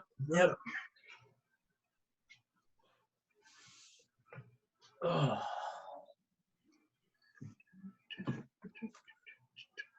Everybody having fun? Yep, I just told them all like a little story that had nothing to do with anything else, and then I was like, couldn't think of anything else. Right on. Yep. You know what, everyone, I know that Nick and Shredder are out smoking. Just never smoke, please. Yeah, don't smoke. It literally killed one of my mom's friends recently, so. Oh shit. Yeah, I know. Definitely don't smoke. Yeah, just definitely don't smoke. Unless your lungs are made of iron or steel. Today's day 112 of me not smoking. You haven't smoked in 120 days? 112. 112. I read that wrong. Everyone give a round of applause for John, man. Thank you. Nope. Yeah, but just guys never smoke. I mean, just if you really want to get the edge off, I mean, get like non-nicotine vape or something like that. Maybe some marijuana. I don't know. Maybe. Just don't smoke at all. You know. Right? There's much better smoke options. marijuana. Don't smoke cigarettes. If you want to take the edge off, just take a couple of cups like this and just smash them. Yeah. I smoked for 29 years, so don't smoke. Have I ever thought about smoking? Yeah, I've thought about it a couple times, but luckily I turned down every time. I mean, it also killed Eddie Van Halen. I mean, that was devastating. Yep. Keep turning it down. So one of the things that app does that tells me how much money I've spent in a lifetime on cigarettes. It's probably lots. I spent $79,000. Sheesh. I mean, how much is like a pack of cigarettes? A pack of cigarettes has to be at least $8 or $10. It's like $8 now. Yeah. Man. When I started smoking, it was $1.50. Yeah, and then prices have gone up. I mean, because tobacco can be hard to make. And, it's grown. It's a plant. It has to be grown. So that's why it's expensive, because it takes like work to make it. Yep. and that Actually, work, most of it's taxes. yeah, most of that work leads to deaths. Most of that work. Mm-hmm. Yep, all of it. And this guy's never smoking, we'll see. And I think that Nick can also agree, just don't smoke. I've heard some people say that, oh, people who say don't smoke anyway. They're hypocrites, something like that. No, smoking is an addiction, so it's hard to quit. It is. I mean, It's my very grandpa before he died, whenever he had my grandma, no, my great grandpa, whenever he had my grandma, and then as soon as whenever he had my great uncle, he stopped smoking. And you're like, how do you stop smoking so quick? He literally just set him on top of the fridge, never touched him again. And I'm like, well, that's a true soldier because he quit that easily. I mean, most people stop smoking either because it's either killing them or they stop smoking if they have kids or something like that. Yeah, but guys, just I'm saying for a million times, just never smoke. Yep, don't do it. Lucas is correct. Don't smoke. It's bad for you. It's bad for you. You spend a lot of money, and you end up not being able to breathe, and you run out of energy quickly, and forget walking up a bunch of stairs. I saw a video of I know it wasn't a video, it was a picture of this dude died. He was like 52. He was a chain smoker for like 30 years at that point. And the reason that was such big media coverage is that the doctor rejected his lungs because instead of bleeding red, his lungs were like bleeding black. And I'm like, that's pretty and then there was a video where this guy takes like this like weird like glass cylinder type thing and he puts a hole in it. And then he puts like a bunch of cotton balls, like a whole package. Mm-hmm. And he lights 30 packs of cigarettes, so like 1 pack a day. He lights all 30 packs into the thing. All of the cotton balls are just oozing black and all that. Mm-hmm. And it's just like, just terrifying. Oh, Nick's back. Didn't even see that. Nick, we're talking about, he's telling his viewers don't smoke. Yeah, don't smoke. Yeah. It's a terrible idea. It's a horrible habit, and Yeah. Just go do that. And I might as well tell Nick. I saw a picture of this 52-year-old lungs, and they were literally bleeding black. Like, I mean, and he was dead too. And the doctor rejected them because of that, because the dude was a donor, I think. Well, yeah, I wouldn't take those. That does sound pretty metal though, but Yeah. and then there was then I was telling John this before you walked right in. There was this YouTube video. This guy, he gets like a package of cotton balls. He puts in this like container, a glass container, then he drills a hole into the container, and then he lights 30 packs of cigarettes into the container. All the cotton balls are literally dripping with like the liquids that come with it. It's like all the smoke. Oh, I mean, unfortunately, the tar thing is with anything you smoke. But yeah, I mean, of course, cigarettes are particularly lethal. And cigars, anything with tobacco. Oh yeah, well, I mean, cigars are even worse on the tar because there's no filtration at all. So there's nothing. And they're huge. And they're huge too. Like they're like cigars like this big. I can't do cigars. Cigars are ridiculous. It feels like you've got a big dry turd in your mouth. Yep, I agree. Okay, anyway, guys, we're back to the video. That was a long pause, but everyone needs to take a little break. But let's just get back to the video. I only got like a couple more questions, and then we might just end the video. Okay. We'll just end the video there. Whatever you want, man. This is your show, man. We're your guests for you. Yeah, for sure. All right, let's do this. Okay, so my last question is actually a pretty funny one. So if you had to pick one of these, would you rather listen to Saint Anger, Volume 8, Risk, or Undisputed Attitude? Oh, Jesus Christ. I'm going with Risk. I like Risk. I'm just gonna admit that the production's not great, but and they went softer, but it's way better than Saint Anger. I'm just gonna say that. I'll probably go with Undisputed Attitude, just because I'm kind of all right. Well, between maybe like Rin and I, maybe Miller too. We're kind of like more on an island of punk, and I don't mind the punk covers. I didn't want that as a follow-up to Divine Intervention. There was one original on there. It was Gemini, I think. I'm not listening to that song. It's terrible. I know, it's terrible. But the covers aren't bad. Yeah, they're not terrible. I mean, some people say that they're bad. They're not bad, but they're not great. I mean, yeah, I mean, it's just them like going over like a Discharge, Minor Threat, stuff like that. But I mean, yeah, I like that stuff, and you know what? It's a shorter album, so I don't have to sit through an unbearably long Saint Anger or any of the other ones. Yeah, I'm gonna have to agree with Nick there. I'll take because I'm not, dude. No, I'm not listening to Saint Anger. I'm just not. No, I mean we already talked about it Saint Anger's earlier. bad. That snare drum, the chuggy riffs. I mean, The guitar's thin and the the vocals. snare drum. It just Not a that whole single record is cringeworthy. It's just no. Invisible kid doesn't know what he did. Yeah, there was and again in the video for the worst albums ever, like worst metal albums, Shred said that was it Shred? One of you guys said that you went back to like the record shop where you bought it and everyone returned their copy of Saint Anger. That might have been Shred or Yeah. John there. I still have my copy. I threw my copy out the window of my car. You actually did that. I thought you were joking. No, I Nope. actually did it. Oh, you did that. On, You actually did. I on thought you were Route 2 joking. on Navarre Avenue, in Oregon, Ohio. Imagine if I it's still- threw It's not. my CD out the window. Yeah. So it was definitely Shred then who said that. Yeah, and I mean, I'll watch it. I'll rewatch it later. dude, I remember seeing like reviews for it, like they were just heaping praise on it, and I mean, Mhm. honestly, like, dude, that's honestly one of the things that maybe say like, listen, if I ever review stuff, I would rather be honest and be called on it than Yep. pander and say something's good when it's really not. Yep.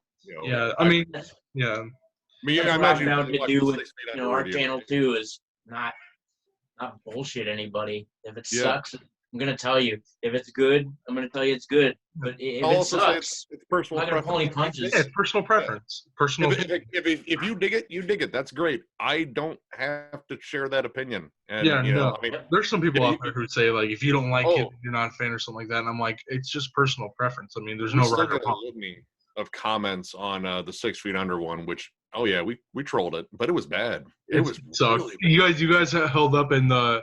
It was Yep. the album review. You guys held up the thing on the little post. It says this album. It says this album friggin' sucks. That was my my kind of like impromptu. I was like, I have an idea, and it's gonna draw a lot of attention.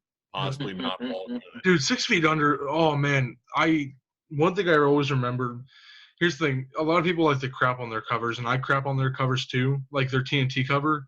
But their covers are actually kind of hilarious. I mean, I am with Ren on that they are hilarious, but they're Oh, unlistenable. I guess the next they want to do another Graveyard Classics and they want to do Rush, and it's like no, what? no, You do not can't. No. do not touch Rush. I mean, dude, they literally covered Iron Maiden, Judas Priest, and which are my two favorite bands, and I felt like that was an insult. But the good thing about that album was the name. It was the Number of the Priest, which that was kind of a neat touch. All right, that's like peak Barnes cleverness right there. Yeah, but dude, I mean, here's the thing. I don't think Chris Martin is bad. Like, I like the stuff he did with Cannibal Corpse. The stuff they did with Camel Corpse is awesome, but that's like it. Well, the first 6 Feet Under album was okay, but I mean, it's all right. I watched the live performance, I think in Buenos Aires or something like that a couple of years ago, and he played Lycanthropy, which I mean, he literally this is the song about the wolf. And they just I love that's hilarious. But the TNT cover, I think it's hilarious because at the end, whenever he's like 2 on 2. Well, and then he does like that high pig squeal. He's like, watch me. I can't. I was like, that is so bad because I know one of you said that that you guys don't like slam. I think it was John who said you don't like slam like the pig squeals. Yeah, I don't. I can't. You did that in the metal tag, I think. Yep. I've said it multiple times on this channel. I can't. The pig squeals. I can't pig squeals either. I can't. I mean, I'm just not a big fan of slam.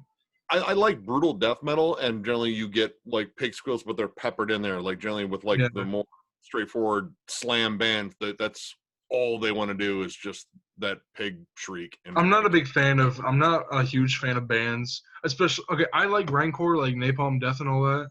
Oh, I love. They're great, but then there's modern grindcore bands who they just sound like static, really, because they're like or they're like or something like that. That's kind of depends on your approach. grindcore. Like, I mean, actually, here recently, I've had like a couple of grindcore bands that really kind of harked back to like earlier stuff, like Yeah, Caustic there's some good modern ones, but I'm talking about like majority of modern ones. Like, I mean, like again, it kind of depends on like what sort of style they're sort of emulating. Like Caustic Wound. Caustic Wound is fiercely old school. Like, there's little bits of that early bolt thrower sound, like I from love bolt thrower. Bolt thrower. And then Get back together. there was a band called what was it? Like, I think it's called like Spasm or something like that, or I think I've heard of them. Spasm. something like that. But their sound is like they kind of want to get that Nosum sound, which Nosum is. I mean, you probably see me wear that hoodie a lot. I love that hoodie.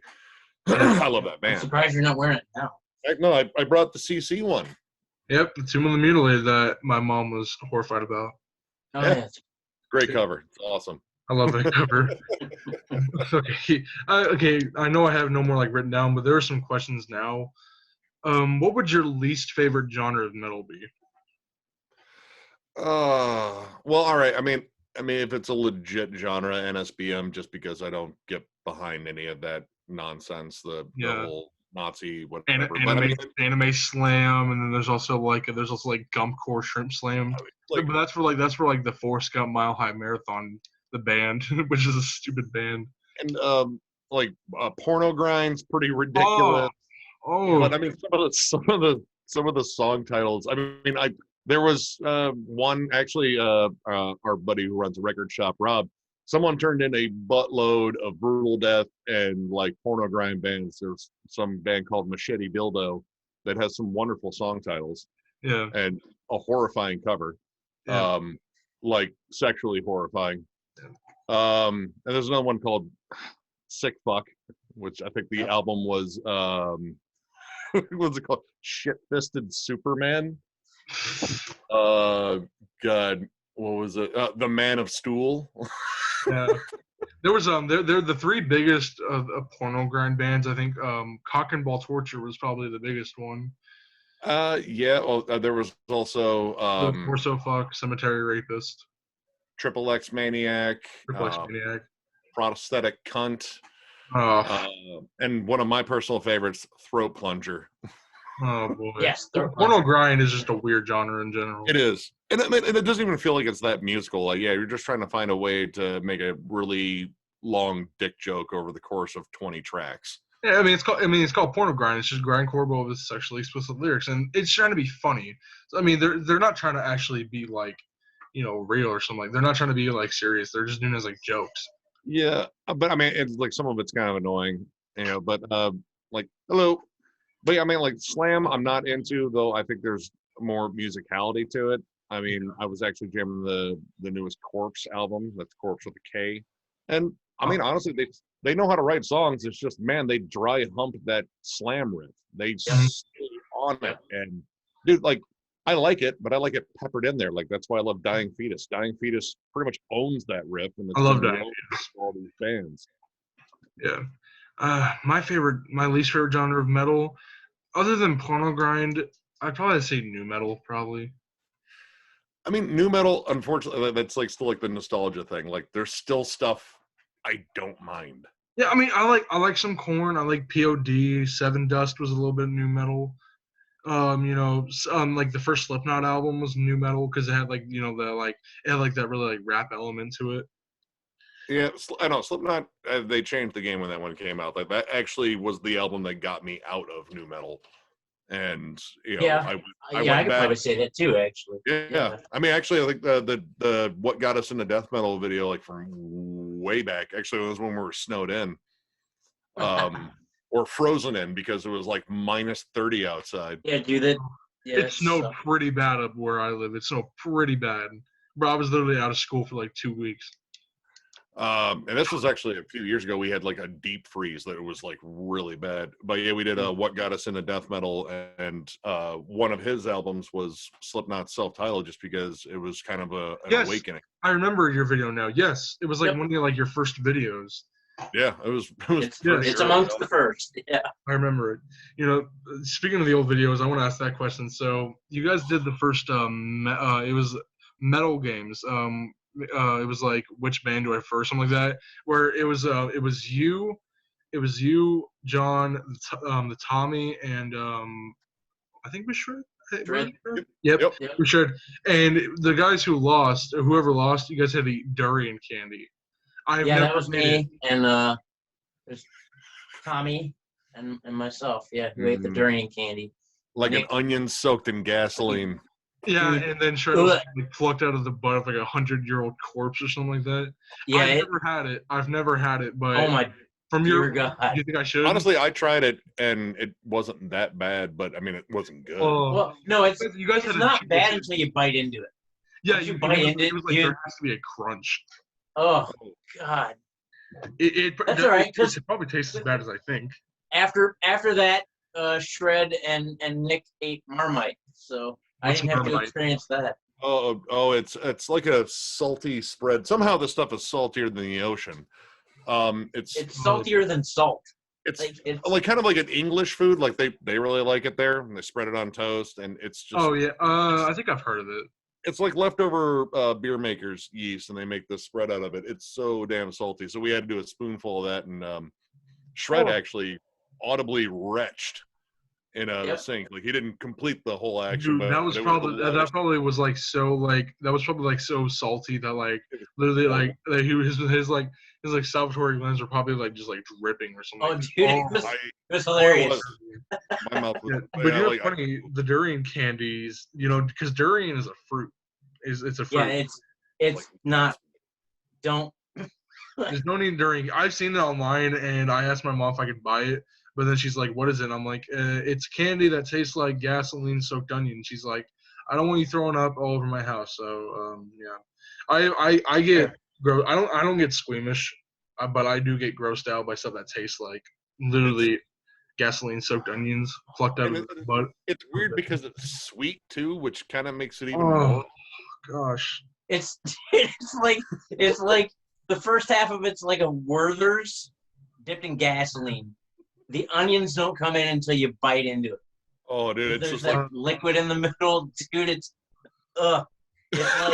like sticking your head in a grease trap in August. oh Yeah. Oh, yeah. If you ever have to work in food, don't go near the grease trap. Oh, the grease traps. Those are terrible. My brother has to clean them out because he works at Arby's. He says that they're horrible. Did you It's see not did you cool. see the picture that I found for the video? no. When you brought up the grease trap, I found a picture of a full grease trap, and it was like, oh god, Oh, that's terrible. Literally, like a little bit of PTSD kind of came in because we had a grease trap. I worked at a pizza place for years, and my god, when they opened Wendy's that for thing, years. when they opened it. I have a couple of other questions too. Another one. Whatever happened to the Tommy? We haven't seen him in like videos for a while. Well, he kind of didn't really feel like the whole thing about like reviewing metal albums. Like he kind of wanted out, and it was like, hey, I get it. I mean, if you're not into it, you guys are still friends, right? Oh yeah, no, yeah, totally. Yep. I just saw him not too long ago. Tommy and I have been friends for 20 years, probably, and then some. Yeah, Tommy's not he likes metal, but he's not quite the metal fanatic that I think the rest of us are. Yeah. Tommy also has, I mean, we're all eclectic, but Tommy's bread and butter is kind of like Primus. Yeah. And jam bands and stoner bands and stuff like that. Primus. Oh, I love Primus. I love Primus. Jerry was a race car driver. Yeah. My friend got to see them with Tool. That's why people compare the two. It's because they went on tour with each other. But like they're like two completely like different schools. Like Tool is like more dark, and I'm a huge Tool fan. I know that John is not like huge into Tool. I like Lateralis and some songs off of Anima and a couple songs off of Undertow. Well, I love Tool. There's some stuff in there I like. I mean, honestly, I've seen them 5 times, and Tool. Yeah, I've seen Tool 3 times. Tool was how I discovered Meshuggah, so I will be thankful. Mm-hmm. And the only time I ever got to see ISIS play was when they opened up for Tool, and my God, they were amazing. Yeah, but I love Tool, but they're like the more like darker band, while Primus is like the more funky, like funny band because they have like We Own His Big Brown Beaver and all that, and Tommy the Cat. Kind He of was like I've fun. seen Primus Tripping up like on it. 11 times. I've only seen him once. I love Primus. I didn't think it was Primus is a fun band. I mean, I have a friend who doesn't like Primus at all, and I'm like, that's some like good stuff. I mean, Primus is like, no, they're not like Green Jelly, but Green Jelly is kind of like him a little bit.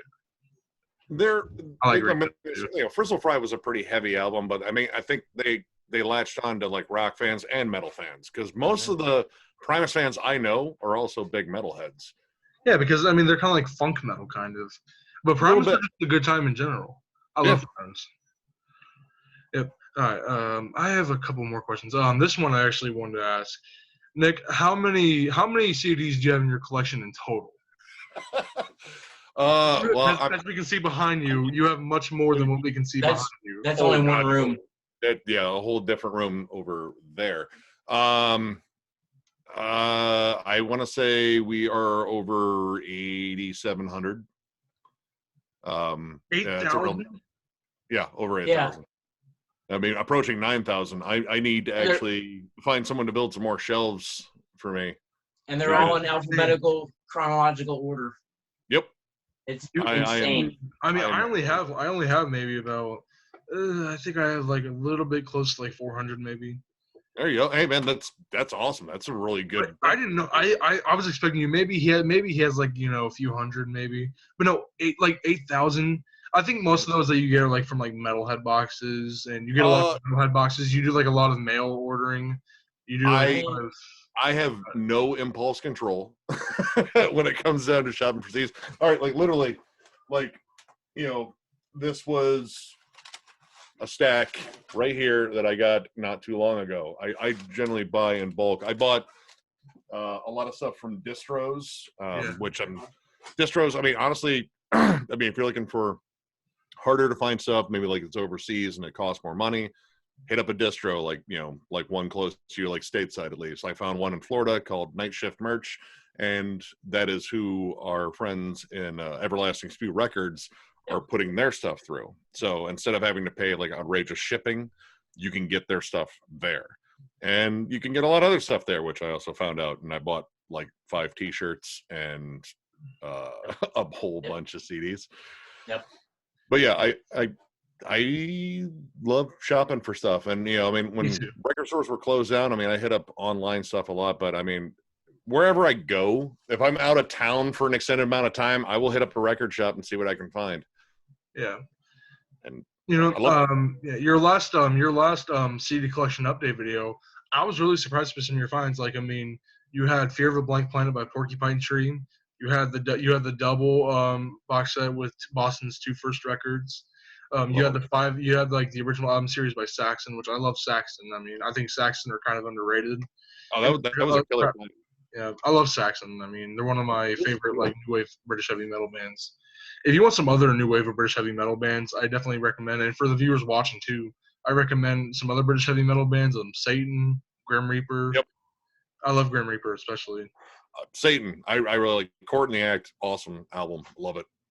Yeah, and again, Grim Reaper. See You in Hell is like one of my favorite metal albums of like probably like top 30 maybe of all time. See You in Hell was like a pinnacle in like new wave of British heavy metal. And then of course there's other bands too. Tigers of Pantang, others too. New wave of British heavy metal is like one of those genres that is just like I'm obsessed with. Judas Priest, Iron Maiden, of course. Angel Witch, yes. A crap ton of others. Diamond Head. There's Diamond Head. Yeah.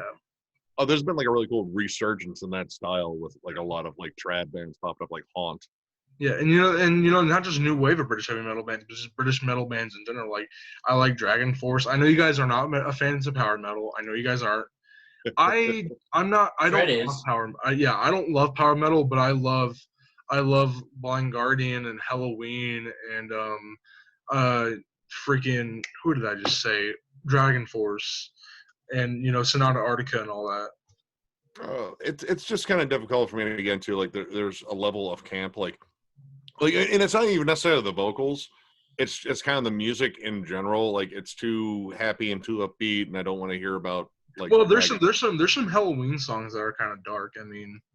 I mean, when it came down to power metal, it was like kind of the U.S. bands, like I mean, namely Iced Earth. I know, I John love Shaver. Iced Earth. Iced Earth is like, He's a douchebag right now, but yeah. Everyone already knows. I made a video on it, and people hated me for it. It's a touchy subject, but no, he is a giant douchebag. He screwed up royally. But I mean, Burn Offerings though. Burn Offerings, that is a whoop ass album. It's dark, it's heavy, and for power metal, it's exceptionally just riffy and almost kind of has. I mean, they were in Florida. A little bit of that death metal may have rubbed off on them. It has like those big ominous riffs. I love that song. I mean, that song album. Actually, I love pretty much every song on there. Yeah. But yeah, as far as like the more upbeat stuff, power metal's just kind of not really in my wheelhouse. We're actually looking for someone to cover more power metal here since it is kind of absent. Yeah. All right. I have some other questions too. I'm not going to make this on for too much longer, but Okay. Also, is Rin 23? I'm just asking. He looks 23. He looks 23, and I know that he's older, but he looks 23. Doesn't he though? I mean, like, well, he'll be happy to hear that. I'll make sure to tell him that. Rin is how old is Rin? Rin's 41. He's looks a year 23. younger than me. He looks like he's 23. Yeah. He looks much younger. I mean, he doesn't have enough gray hair yet, bastard. I mean, actually, Rin doesn't hardly have any gray hair. And he's the only one who never wears a hat either. He will wear a hat, but I mean, I wear a hat periodically just because it's so gray. Yep. I mean, gray well. Jesus. Yeah. It's like mad scientist gray over there. Yeah, me and John were talking before the video started, and I was like, I thought like Nick was like 34, but no, I was wrong. You guys look younger. You guys look younger. So. Well, I mean, he doesn't. But yeah, but then what about Shred? Okay, Shred has to be in his 30s. Shred has to be like 29, 30. He's the baby of the group. He's 34. Yeah. Okay, I was right. One thing I'm never gonna forget is that whenever you guys did the album versus album, whenever Shred was talking about Blackwater Park, and what he said whenever he said about the chorus of the one song that was on the album. Bleak. Yep. Whenever he said that, I just started busting out laughing, and then John was like, "This is why I don't listen to this album with you." Yep. And I was like, Shred, at least you're not afraid to say like the truth. Oh yeah, no, he's not. He's got to say it. Yeah, that's my favorite Opeth album. Actually, is Blackwater Park. Mine's still Watershed. I love that. Okay. It's between those two. Like one day Blackwater Park could be, one day Watershed could be. It's like mixed and match kind of. I think Watershed, Ghost Reveries, and Blackwater Park. Yes. Oh, and Deliverance. Yeah. But then once the 2010s hit, they got Devil's Orchid, and they also got like what was the other one? Oh, Pale Communion, Sorceress. No, those aren't terrible. Those aren't terrible albums, but they're just yeah. I mean, they're like softer kind of. They're almost like progressive rock, just like regular progressive rock almost. Which I have no problem with, but he's not in love with metal anymore. I mean, he's been pretty vocal about that. I mean, he even dropped out of Bloodbath, which was disappointing. But I mean, they got Nick Holmes now, so. Right. Yep, but their album that came out in like 2019, that wasn't a bad album. I like. I like that one. I like that one a lot. And Sorceress. Incata Venom. That was the last one. That was no. The one that came before that was Sorceress. Before that was Sorceress. Yep. Yes, I thought that was kind of good actually.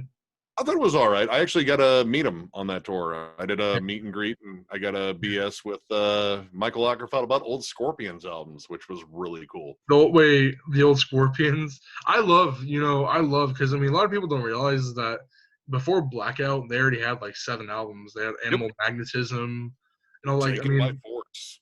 Yeah, they were. I mean, they already by Blackout. Blackout was their 8th album whenever it came out. I mean, that's just insane. But I love Scorpions.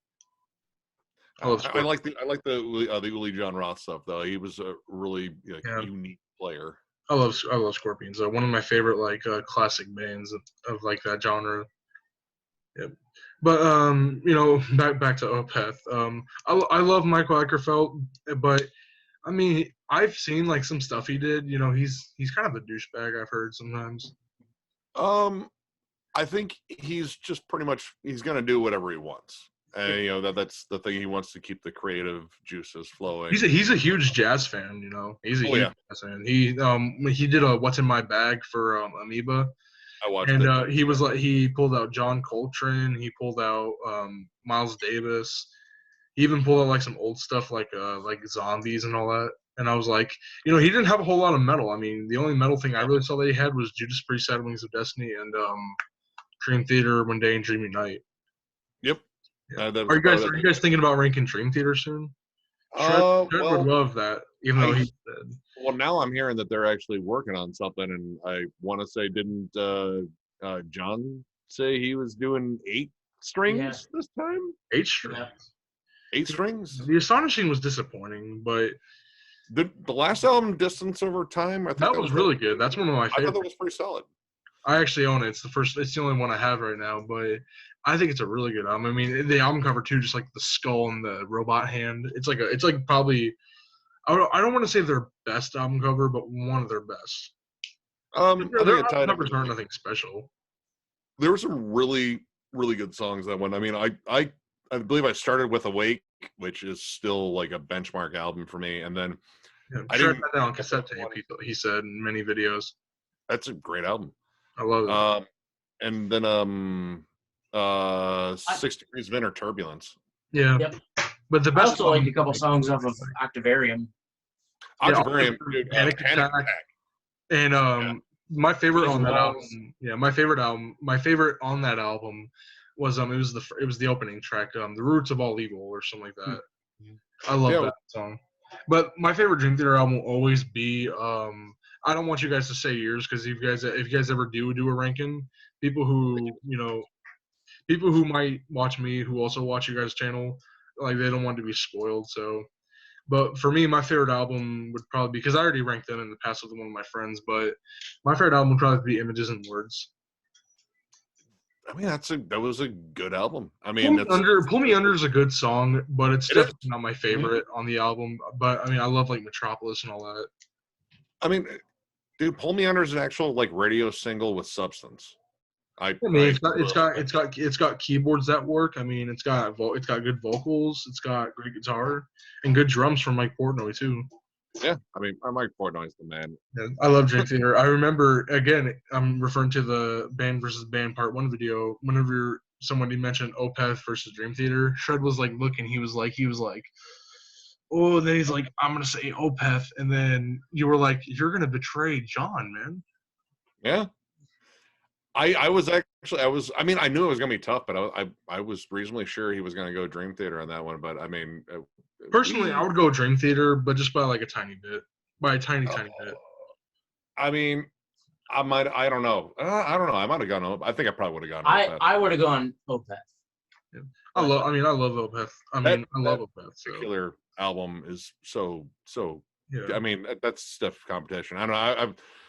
There were a lot of hellish decisions I had to make in that one, and we're gonna make some more on Sunday.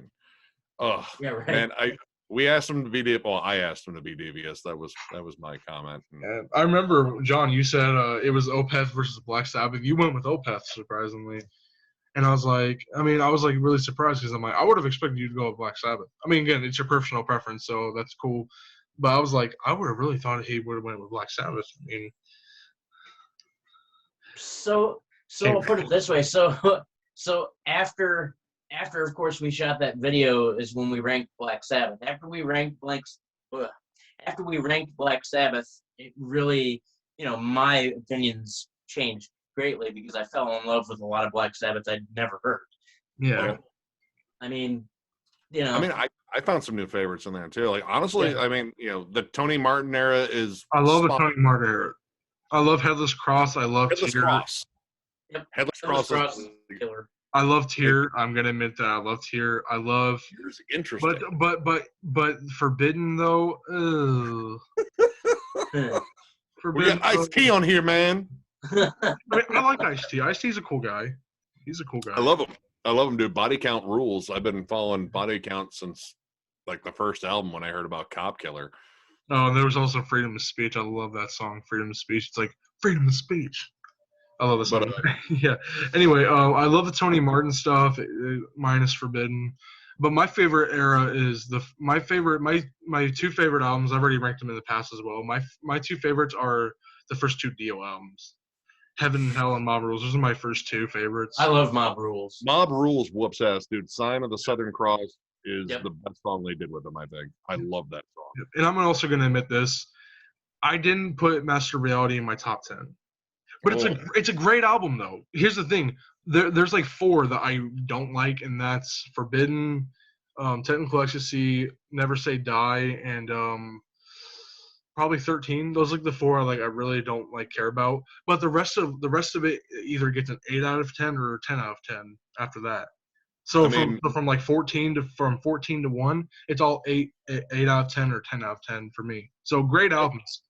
I knew like in terms of my ranking, like, Master of Reality has been a top tier album for me. Like pretty much every stoner doom band that I listen to. It's a great album. I'm gonna admit it's a great album. That album.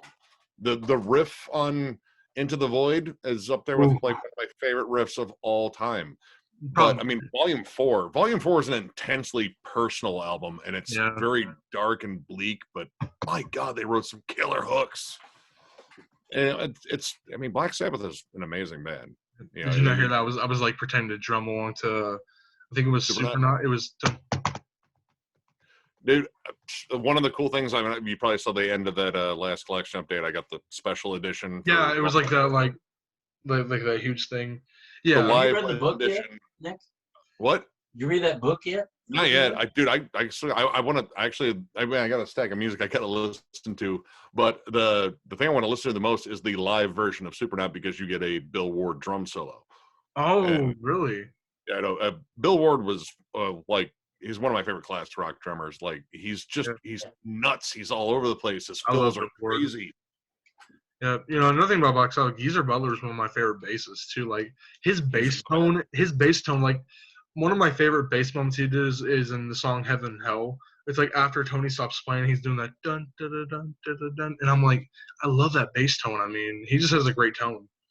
The lead into NIB, that little like kind of dirty solo he does, it's gorgeous. I mean, that man was steeped in talent and cocaine. And then the thing that makes Black Sabbath great is Tony Iommi, obviously. Oh yeah, dude. I mean, that makes him great. He's the only one who's been on every album. Yeah, I mean, if you say Tony Iommi's name loud enough here, Joe perks right up. That's the riff lord. Here, wait. That's the man. Wait, I'm gonna do it. Tony Iommi. Oh, he might be in his room. He might not be able to hear you. All right. But I mean, yeah, like literally, he'll just. You talking about that dude? One of my favorite Black Sabbath moments is the harmonica opening, and just the harmonica in general, and the Wizard. I love it because Ozzy does the harmonica. I love the harmonica opening, and then it goes into like the riff. It has like a bluegrass feel to it, but it's still metal. I mean, honestly, one of my favorite Sabbath moments, and it was one that kind of came later through doing the ranking, was the Writ. I always love that song. Yeah. Oh, is that the one where he goes, "The way I feel is the way I am." Yep. It's the fact that I didn't know that Ozzy didn't write a lot of the lyrics, but he wrote the lyrics for that, and they were intense. And I mean, he was like going after all the lawyers and everything, and how the recording of that album was absolute hell. And I was like, wow, Ozzy's known for getting songwriters, and that one is like, no, I have something I really want to get off my chest, and this is gonna. A nasty hostile rock song. And it became a hit with Sabbath fans. So I love that song. Yeah, it's like a dark song too, because in the beginning it's like that like voiceover, and it's like that kid. It's like some like young teenager, and he's like, I forgot what he's saying. He's done. Oh my goodness. Oh boy, it wasn't that. I feel better. Anyway, I forgot what he said, but I don't know. It was like right before Ozzy says, "The way I feel is the way I am." Saying something. The one I remember a lot, and it's a really good line. And it was him talking about pretty much the lawyers, like, "Are you Satan? Are you man? You've changed a lot since we began."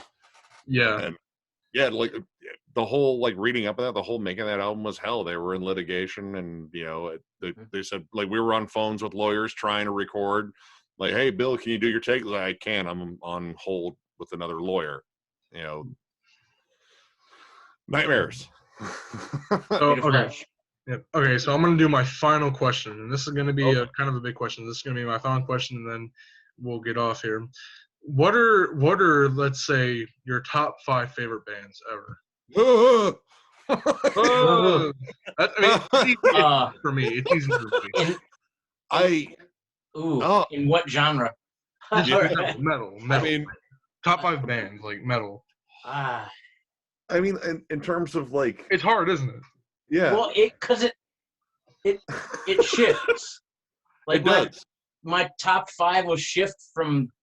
Well, top 5 it really depends, dude. Like that's I mean, I'd have to think about like, all right, in terms of stuff that influences me, like in terms of like, all right, you know how like albums will say for fans of, like that is something I still kind of look at. So yeah. If it sounds like early Sepultura, that's definitely one. Like, I mean, that whole run from, actually I would say Schizophrenia all the way to Chaos AD. If it sounds like that, there's a damn good chance I'll love it. Suffocation. I know we all the time. I'm a giant Between the Buried and Me fan. I don't think that'll ever change at this point. I love Between the Buried and Me. Yep. Morbid Angel. I mean, if it sounds like Morbid Angel, I probably own it. Yep. Except for a Loon. We don't talk about that one. It didn't happen. Yeah, we don't. That record's dead to me.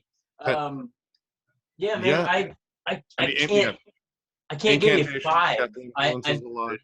To be honest, I might be able to give you like 50, but even then I'd have to think about it. DRI. If it sounds like DRI, I'll like it. I love Crossover. Yeah, me too. Oh, I forgot to mention them earlier, along with Crossover. I forgot to mention them and Suicidal Tendencies. Yeah. Earlier, way back in the first beginning of the video. We got to see DRI at MDF, and they whooped ass. They also looked a little frightened at the amount of stage divers. I mean, they're older now. Not as many stage divers as there were for Mortician. My God. Well, John, are you wearing cattle decapitation jacket right now? I am. Yep, I noticed that. I noticed the splatter, and I'm like, that's what Travis Ryan spits out on stage. That's what it looks like. Nick and I both have a tremendous amount of merch. So I have none. I have like one Motley Crue shirt, maybe one Metallica shirt, and one Def Leppard shirt. That's about it. I have more shirts than my closet. Money doesn't grow on trees. That's my saying. Money doesn't grow on trees. And I mean, honestly, like when I started out collecting stuff, I didn't have that much. I just kind of saved up for the stuff I wanted. I had like one Slayer shirt I wore to death, and it was for like the Live Intrusion Divine Intervention video. It was pretty cool, and it had a big old pentagram on it, and all the teachers would look at me like, "What the hell is your problem?" I don't remember. I don't know if I remember the first shirt I bought. It might have been. Ooh. I had like 4 metal shirts that I cycled through. It was Megadeth, Sepultura, I just Sepultura Metallica, shirt. And that Slayer shirt. Yep. And you guys also have hats and beanies. Like Nick, you wear the Suffocation hat a lot. Oh, dude, I love that thing. I switched up to the, Mortician one. But then John's wearing the beanie for Suffocation. I mean, Suffocation had such an impact on me. I got my Meshuggah hat. He wears that. You wear that a lot. Yep, and I got a Nile hat here somewhere, and a Crowbar beanie, and yeah. Yeah, if I had to say my top 5 favorite bands, I'd probably say my top 5 right now. It could shift, but Judas Priest is my favorite band. I mean, Judas Priest. It's a good band. Iron Maiden would be my number 2. Black Sabbath would be my number 3. Black Sabbath would probably be in there. Number 4 would probably be Pantera. And then that was big. And then my number 5 would be Megadeth. There you go. You got a solid top 5 bands to be into. I mean, that branches you out in a lot of different directions, and that's kind of important. I have a ton of favorite bands. I have favorite bands, but I don't have like a favorite album of all time. Like a lot of albums can be like my number 1. Yeah, there's tons. There are tons. that are mine. I mean, I got almost 9,000 CDs. There's not one I can narrow it down to, but there's plenty I could. I mean, some of them are not metal CDs too, but you love them. Mm-hmm. Okay, I know I said this is the last question, but the next question is the last because I thought of it. All right. So this is actually officially the last one. What were your guys' first concerts? Johnny, go first. Let's see. And what year too? My first show was in April of. It was April. God, I want to say like 16th, 1996. It was Stone Temple Pilots and Cheap Trick at the Sports Arena. I don't like Stone Temple Pilots that much. I mean, I I like Purple. I like Purple, and I like a little bit of the Star album and a little bit of Core. Other than that, I just dude, Core. I still jam Core all the time. I have Core on my phone. Yeah, Core. I mean, but what was the lead singer's name that died? I forgot his name. Scott Weiland. Scott Weiland, yeah. He was an okay singer. I mean, he was definitely probably a little bit better than Eddie Vedder, but I think he was a lot more talented than people thought he was, but unfortunately, the drug abuse. And then he died in like 2015. Yeah, I mean, he had a rough life, and there was a lot of it self-imposed, which sucks even more. And then Cheap Trick is good. Cheap Trick's awesome. Yes. Cheap Trick that's the birth of power pop. Yeah, I love Cheap Trick. I mean, I love Surrender. I love Dream Police as well. Dream Police, love that song. Dream Police. Reach Out is one of my favorite jams. For me, my first show, it was in '96, and I want to say it had to be during the school year because I had to get my mom's permission to go. It was Metallica and COC at the Palace of Auburn Hills in Detroit. Technically, not even there anymore. Metallica and COC was your first? That was my first show. Corrosion of Conformity, COC, right? Yep. Corrosion of Conformity was the first band I ever saw live. So when we saw them a couple of years ago with Crowbar, that was actually like kind of a cool, like, wow, full circle sort of thing. I love Corrosion of Conformity. Now Metallica was torn on load, but they still played a lot of classic songs, and that was pretty damn cool. And yeah, that got me hooked. As soon as I did that one, the next year I went to Ozfest '97, and that was a huge awakening. I saw Neurosis, I saw Fear Factory, Machine Head. God, there were so many. Coal Chamber. I mean, there were so many bands that was just being hit. Yeah, '97 was a good year for us. Yeah. There was a lot of sweet shit. Dude, Demanufacture. That time. Yeah, they played most of Demanufacture live, and that became that is honestly one of the best albums of the '90s in general, I think. Demanufacture? Yep. Well, that and I liked Obsolete too. I think Obsolete was good. Also really I think good. Not as good as Demanufacture, but it was up there. There's stuff in terms of just the recording on Fear Factory's Demanufacture that it was kind of genre breaking. They did some different stuff that was just not heard of at the time. But yeah, those early concerts right there, that's what set us off. I mean, and we're concert junkies, and obviously we're fiending. Yeah. Dude, who knew? Who knew this would happen ever? It's gonna get better. It's gonna get better. My first concert. I've only been to one real concert in my life, and it was 2019 in summer. Me and mom here. We saw first concert. We saw 3 Days Grace, Breaking Benjamin, parenting. and Chevelle, I think. Chevelle. Yes. I've seen Chevelle. I'm not huge into Chevelle. But I still like 3 Days Grace and Breaking Benjamin. You're being a music snob. Chevelle's awesome. I'm just saying I'm not really into Chevelle. Just saying. I like Wonder What's Next, but there was a period I really enjoyed them, but I mean they've kind of been writing the same album for a while. Oh yeah, that's what gets me off there. They're repetitive kind of. But Breaking Benjamin is nice though. But I mean, I like them too. So Chevelle with Breaking Benjamin because they opened for Stone Sour. Well, actually, I saw Chevelle with Stone Sour, but was Breaking Benjamin there, or did I? Yeah, miss dude. them? Was it a headliner? Did you go to that Yeah. show? Yeah. Yeah. Okay, so yeah, it was Chevelle. It was Chevelle, Breaking Benjamin, and Stone Sour. I don't even remember Breaking Benjamin. I like Dude, Breaking. I sat in the bar. I waited till they got done. Sat in the bar. I remember Hey, Stone and- Sour because they had to end the show because the drummer broke his leg. Yeah, but then we got to meet Corey Taylor and Jim Root after that. Oh, Yeah, really? it dipped out, unfortunately. I got to meet my darkest days before. Right on.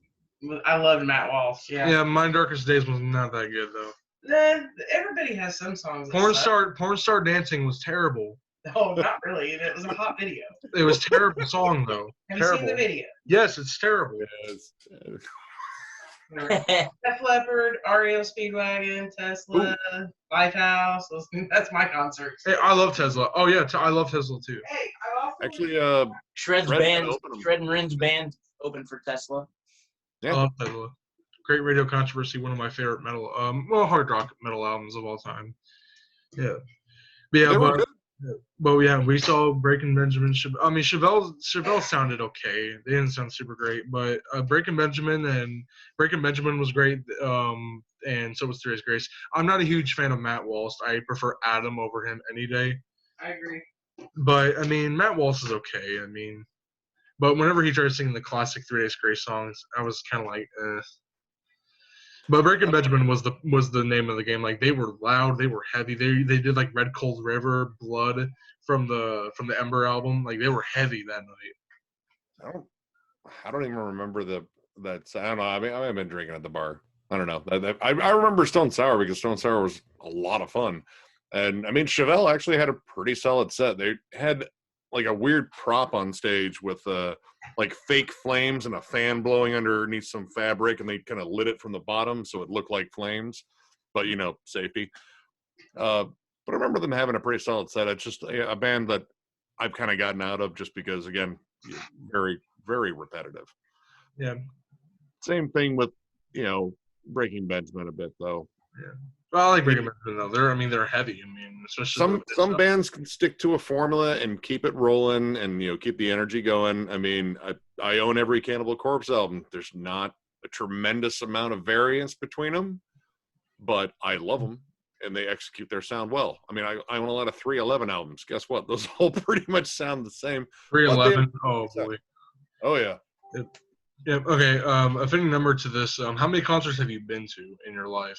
Ever since your first one, how many have you gone to after that? Tons, probably. Hundreds. It has to be hundreds. It's been to pretty one. much like a For a while. Nick and I were having contests to see who could go to more shows within a year. I don't even know, dude. I don't. I think I hit 17 shows in 1 year. 8. Well, I think you hit 18. It's whatever year we saw Haken. Oh yeah, because there was one. Oh no, was it Gate Creeper then? That was the one I had over you, or is that? I don't remember, but I know you had 18 and I had 17. I remember that because we counted. But I mean, yeah, dude, I don't even know. Hundreds. at MDF, I saw 27 bands alone, and that was impressive. God, I gotta see so many bands that I thought I'd never get a chance to see too. Me and Mom are thinking about going to see Judas Priest with Sabaton later in September. Only because it's for him. Yes. Oh no, the Priest! Go see the Priest. Rob Yeah. Halford, Yeah, the for sure. Grapes. Dude, He's still the man. even though it was Chevelle and Breaking Benjamin and 3 Days Grace, I think it was during Breaking Benjamin. I don't know, one of them, but we were on the lawn seats because when you got a boy that's 6'7", 360 pounds, you don't want to sit beside him in a seat. You know what I mean? So we love the lawn seats. $20 a ticket. It's great. But he was in with the mosh pit, and I'm just standing there like, wow, what am I gonna do? My brother-in-law is 6'8". Judas Priest, So Judas Priest, I'm just gonna be like, oh my god, You'll like it. I mean, they put on great shows. I mean, you'll like it. And then Sabaton is not a great Early band. MTV I also memories got right like a there. sore thumb. They're gonna go like, yeah, she's a mom. Yeah, but and then they're gonna be a Sabaton. Sabaton's not a great band, but they're decent. Let's enough. just pray that we can go. Yeah, exactly. Yeah, Judas but we're Priest. thinking about going to that. I mean, I think it's worth it because Judas Priest is my favorite. So I mean, I still like most of the concerts that were rescheduled. I still have the tickets for. and boy. I believe Megadeth is rescheduled for July, which that's a meet and greet. I get to meet our Lord and Savior, Dave Mustaine. Yes. That's been like one of the guys that I just kind of latched onto. I know he's a giant dickhead, or at least he was. He's kind of calmed down in the old age. He became born again, actually. Yeah, and he still says he has a shit list, and I believe him because he's Dave. When he's pissed about something, he lets you know. Mm-hmm. But I mean, to actually get a chance to like meet him, that's absolutely incredible. I can't wait for that, and I think I still have Devin Townsend. I love Devin Townsend and Strapping Young Lad. Oof. Debbie's brilliant. It just seems like it doesn't matter what he does. Even the stuff that he does that I'm not necessarily that into, it's still really good because not only is he super talented, he puts his heart into it. He made his debut with Steve Vai, I think, with Sex and Religion. Yep, in 1993. And at that time, I mean, he just turned like 49 recently, so he's pretty old. But he was born in 1972, so that means that whenever Sex and Religion came out, he was literally only like 21. I mean, he was pretty young. And then once Strapping Young Lad, Heavy as a Really Heavy Thing came out, he was only like 26 maybe. He was pretty young. Yeah, he said the whole Strapping Young Lad thing was born out of pretty much having the veil pulled. When he went to Hollywood and say, "Oh, I'm not going to be this giant rock star," and everything's not the way that I had imagined, and all that anger came out in Strapping Young Lad, and got really focused on City. They're no longer around, but they left behind a great legacy, though. Oh yeah, I love Strapping Young Lad. I love Heavy's Really Heavy Thing, Aliens, City. City's brilliant. Mm-hmm. City is one of the most hostile albums. Like, you feel every word is pointed at the thing he hates, and it is sung, screamed, bellowed with conviction. And plus, you got some solid guys in there, Byron Stroud and a little guy called Gene Hoglan. Generally, if he pops up on your album, he's already made it better. Yes. Well, I say that concludes the video. Now, this was a great video. If you guys want to tell the viewers where they can find you guys at on any social platform, just, We're on Facebook. We just look up Thralls of Metal. John? Instagram. Look up Thralls of Metal. We're, of course, on YouTube. YouTube, for the most part, yeah. I don't know why. My brain skipped over that one. We're soon to be Patreon.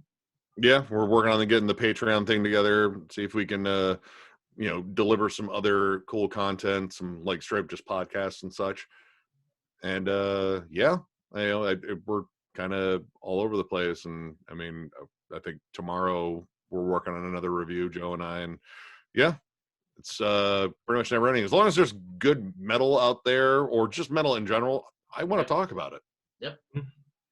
Yeah, that's the whole point of their channel. That's the whole. I mean, I talk more about other stuff on my channel, but my channel is mainly metal, hard rock, heavy metal music. Yep.